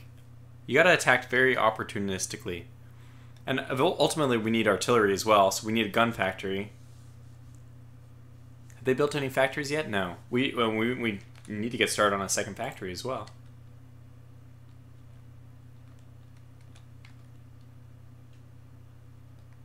Okay, this takes 40 engineering points to do, if I do it here. But there's a little bit of a trick you can do. If you move in, the road built takes into account the road you're moving into, the text you're moving into. So now you can see it actually only takes 20 engineering points for me to do the road backwards. So this is one little trick. Now I don't have enough action points to progress that road any further, but it's still a little trick you can use. Build a road right here. We're running out of raws quickly. Gotta be careful.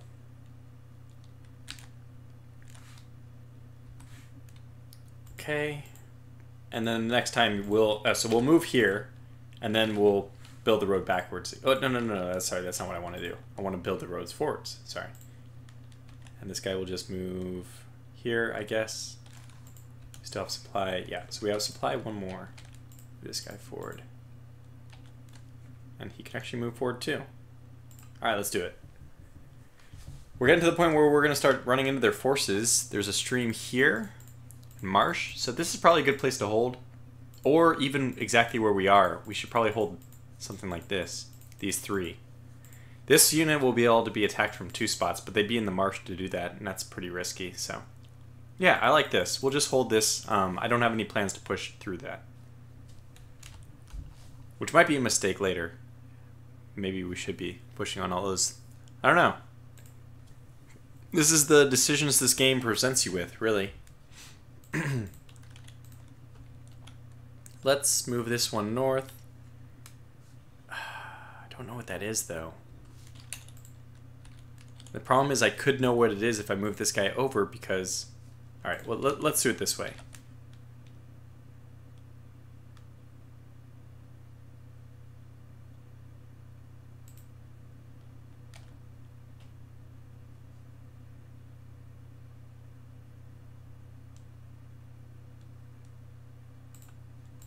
Okay, good. I'm glad I did that. So this guy can still pull back. Let's do the attack here then.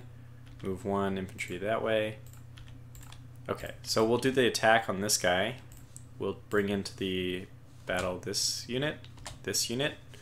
So 46 out of 100. 56.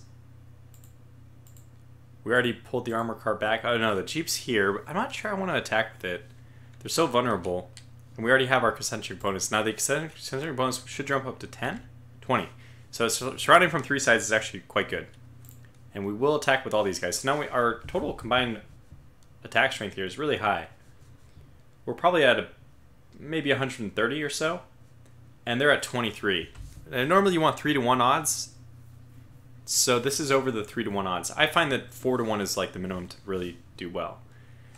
We're much more than 4-to-1, and we have armored cars, which are really strong against infantry. So let's see how this goes.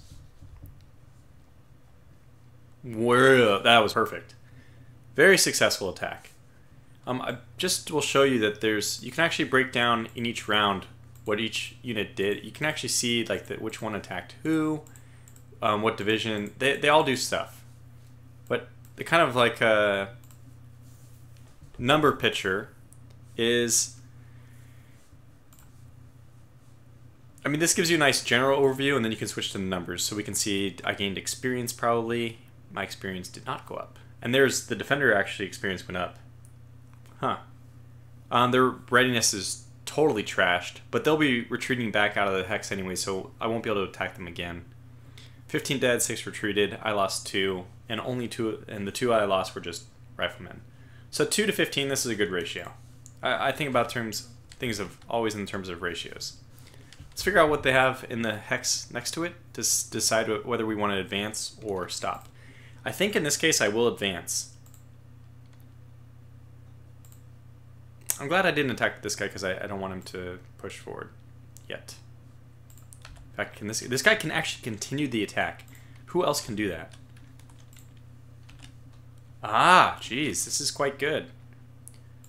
But we'd be going up against readiness 100 individuals. So what I think I'm going to do is move these guys forward.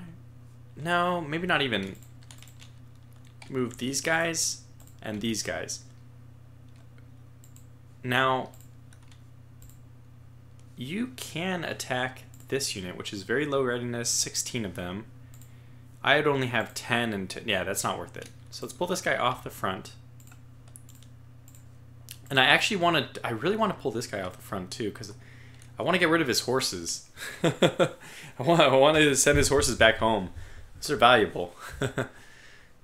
I don't think we'll be able to do it. So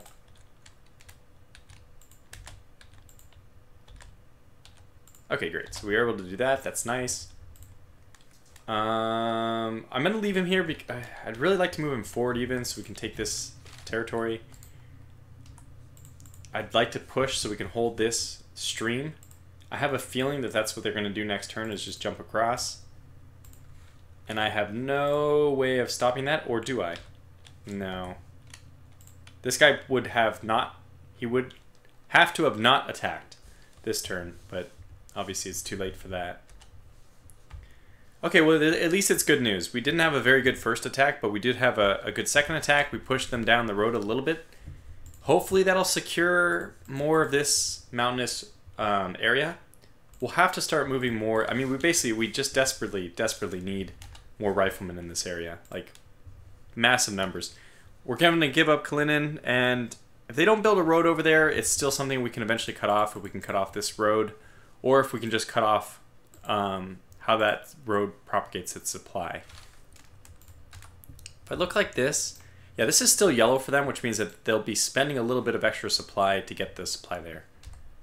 And again, that's only because it's flowing through this road. This doesn't make sense to me, though. It shouldn't be doing this. It's like it doesn't, the game's not counting the stream is there. It seems like it's a bug. But if it's a bug that they're taking advantage of, then I have to rethink everything. I mean, that we can prevent that just if we move men there, so. Okay, what else? We have, oh yeah, of course, a whole new line of armored cars and such.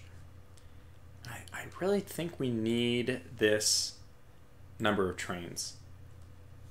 So we're going to go with 4. Now we'll make a new armored car group here, I guess.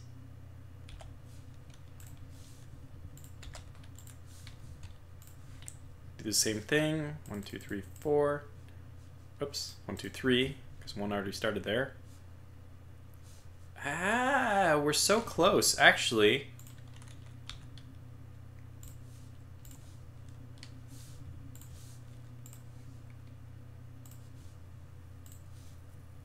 Wow, we can actually do this, but how many riflemen can we add? Yeah, we'd have to move it a little bit further back. I think this is worth doing, though. That we're going to be able to get... actually, we want to move it back here. Let's move it back here.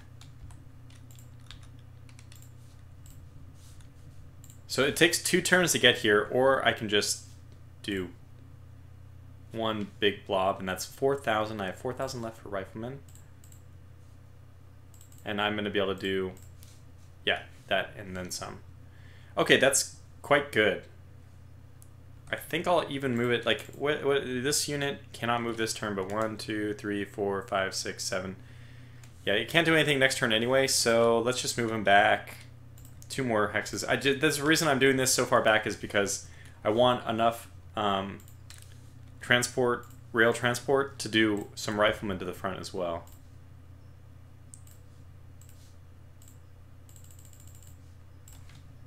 Oh, actually, we need more riflemen. I didn't even think about that. We need 32? 8 times 4 is 32, right? So... yeah, that basically took all of our guys. And then I guess we'll just add another.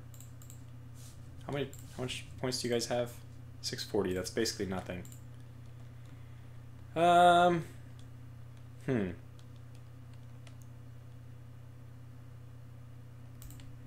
think what I'll do is I'll create a unit that goes on foot, starts going on foot. A little bizarre, but just get 2 and 2. These guys will just start marching down the road. And now we still have some jeeps left over. We have 1 jeep here, right? Yeah, good. 1 jeep here for recon. I like to keep jeeps around for recon. They are still very effective at this. And probably what I should do is end up doing like 3-5 jeep groups, or maybe 2-2 jeep groups, something like this. Like the reason why it's bad to have divisions attacked without any other units is again just because of the random selection. Finish Jaeger says this man is still streaming. I'm actually going to call this to an end. I'm 7 minutes over. I thought in my head I'll end it around X time, and we're already at X+7. But hey, it was exciting. We got into some battles. You can see how this is Advanced Tactics Gold now, where the lines are deteriorating. I mean, the situation is deteriorating into just a front line war. And then maybe finish, I'll do a little bit of East Side Hockey Manager.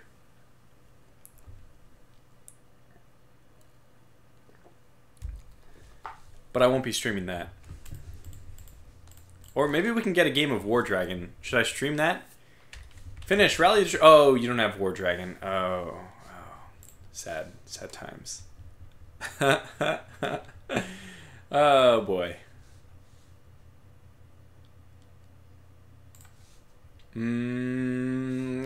Is there any interest? Interest in a game of something multiplayer? We'll see. That's on the Discord. So if people who are watching the streamer now are interested in maybe playing something on Discord, playing something multiplayer, jump on the Discord. Okay, these guys can move forward. That's actually pretty necessary too, and we'll get them to transfer. Yeah, all your troops to this group. We'll take that card and strategically transfer it back home. So now we have something else to build troops out of. I think I might just just put a whole bunch of jeeps together. Let's just put a whole bunch of jeeps and 10 riflemen.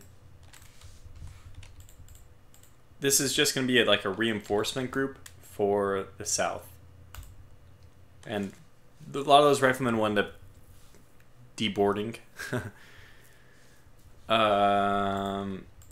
By the way, Finish, has that game... can you please do me a favor and put Wargame Red Dragon on your wish list and let me know if it goes on sale? Let me know. Thank you. Yeah, I think this is the damn challenge of this game, man. Always trying to figure out if you've done everything you need to do before you end your turn, because there's no warnings. There's no warnings at all. Raw. We need to go to the raw. Is this going to be out of range supply-wise? No. So everything, basically, almost everything on the entire east side now is in good shape. So we want to build up our raw mineral production, so I'm going to go over here and expand that to a level 2.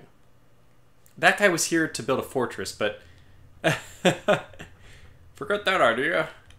Okay, maybe I made a mistake. Well, he's in limbo. He can go back and build a fort, or he can go here and build the raw up. I don't know which is better to do.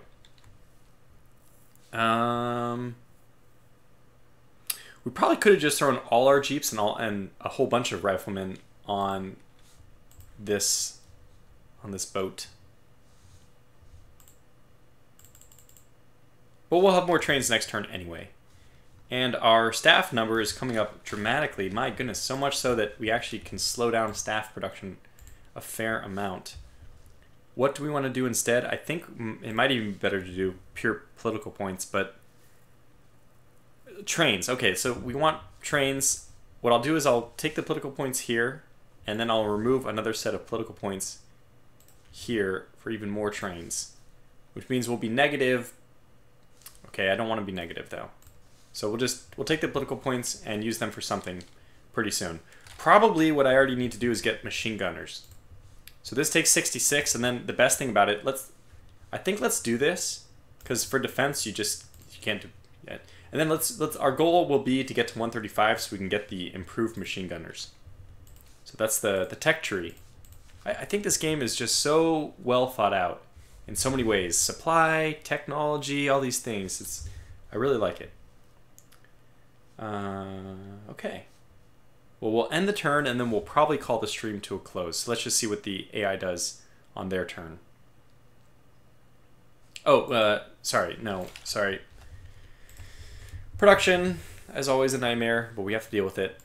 So this is fine.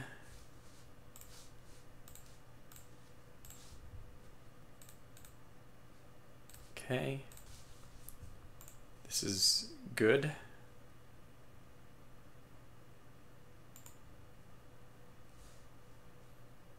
Yes, I don't think this works. No. Okay, and this does work, so we'll cut down the number of riflemen for a few extra political points. We'll be switching over to machine gunners pretty soon anyway.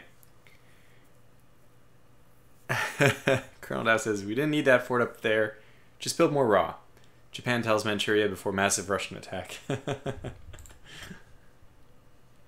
Well, Angles is at least pumping out like 3 political points for us a turn now. So that's nice. We built that one up.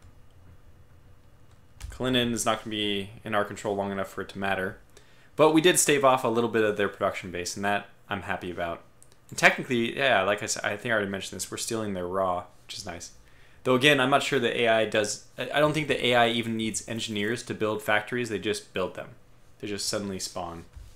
So, it's a little cheap. And I do actually... I forgot about this. I already got machine gunners, so it's too late to think about this. But I do need artillery. Artillery is 135, and we need a gun factory to actually utilize it as well. Okay, what's this look like? I think this unit will pull back and begin saving up for a factory. In fact, let's just go ahead and... Oh, we probably don't have enough, yeah, rail capacity to strategically deploy them, but... Yeah, okay, so I think that's good then. Let's go ahead and end the turn. Go, just do it. Nah.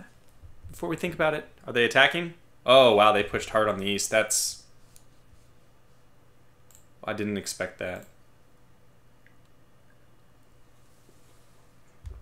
So they were obviously building up a lot of riflemen. And it's really pressuring us on this side. Now, we did get this oil for a turn. Oil's not a problem yet, but actually, it slightly is. We're now using oil to move these troops. So let's see, this one, for example, this is 13116.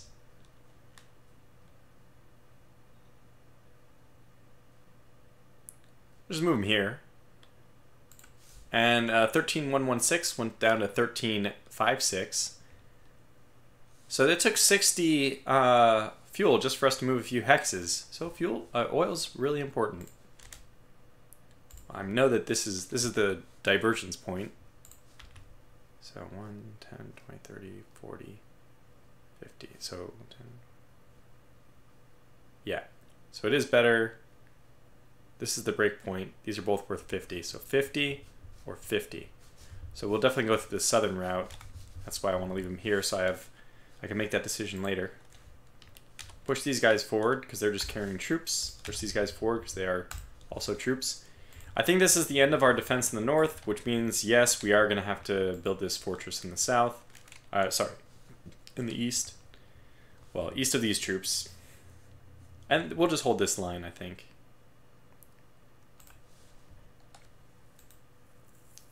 If I don't want to worry about it ever again, I build a fortification, but I need more engineers up here, frankly. I'm going to save my engineering points for this, but yeah, we'll probably do just like kind of a slow retreat out of here.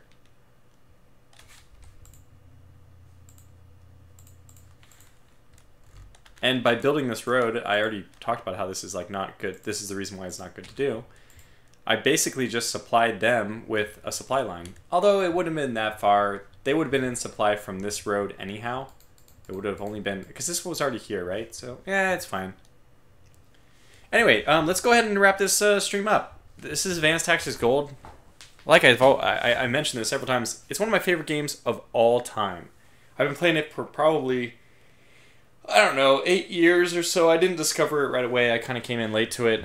And then I remember when I first got this game, I played it for probably like 3 months straight. There's a lot of depth to this game. It's really wonderful. So I hope you enjoyed the stream. Feel free to join me on my Discord if you want to continue doing some of their shenanigans. Otherwise, I'm not sure. I might continue this stream next week. Maybe I can continue this stream, or maybe even tomorrow, Sunday. Just we can pick up where we left off. It looks like a fun setup. We were able to sneak in across the peninsula, or not. What would this be? Small little area. Secure the south. We secured a Russian city. Tried to push in the north, but were repelled by like a swarm of Russians, and are just kind of holding a steady state in the middle, thanks to pushing with some of our roads forward. So let's see, should this go this way, or should it go up here and then this way? How is it we getting supply here? Yeah, it doesn't matter. So I think I'll build it this way. Okay, like that. Now we have plenty of supply for this area. And you can see the cost of jumping over this river, stream. So going into a forest normally is 30. So if I go here, 17 goes to 47. So an increase of 30. But now we're not just going 30, we're going from 22 to 102, which is 80. So it's a jump of 50 to go over the stream. And that's what I was hoping would play out over here. Okay, but anyways, that's it. We'll wrap it up. So thanks for watching, and until the next stream or video, take care. And I'll maybe stick around a little bit to answer some questions in chat, or maybe we'll just shift everyone. Let's actually just shift anyone who's interested to Discord. Okay, so that's it.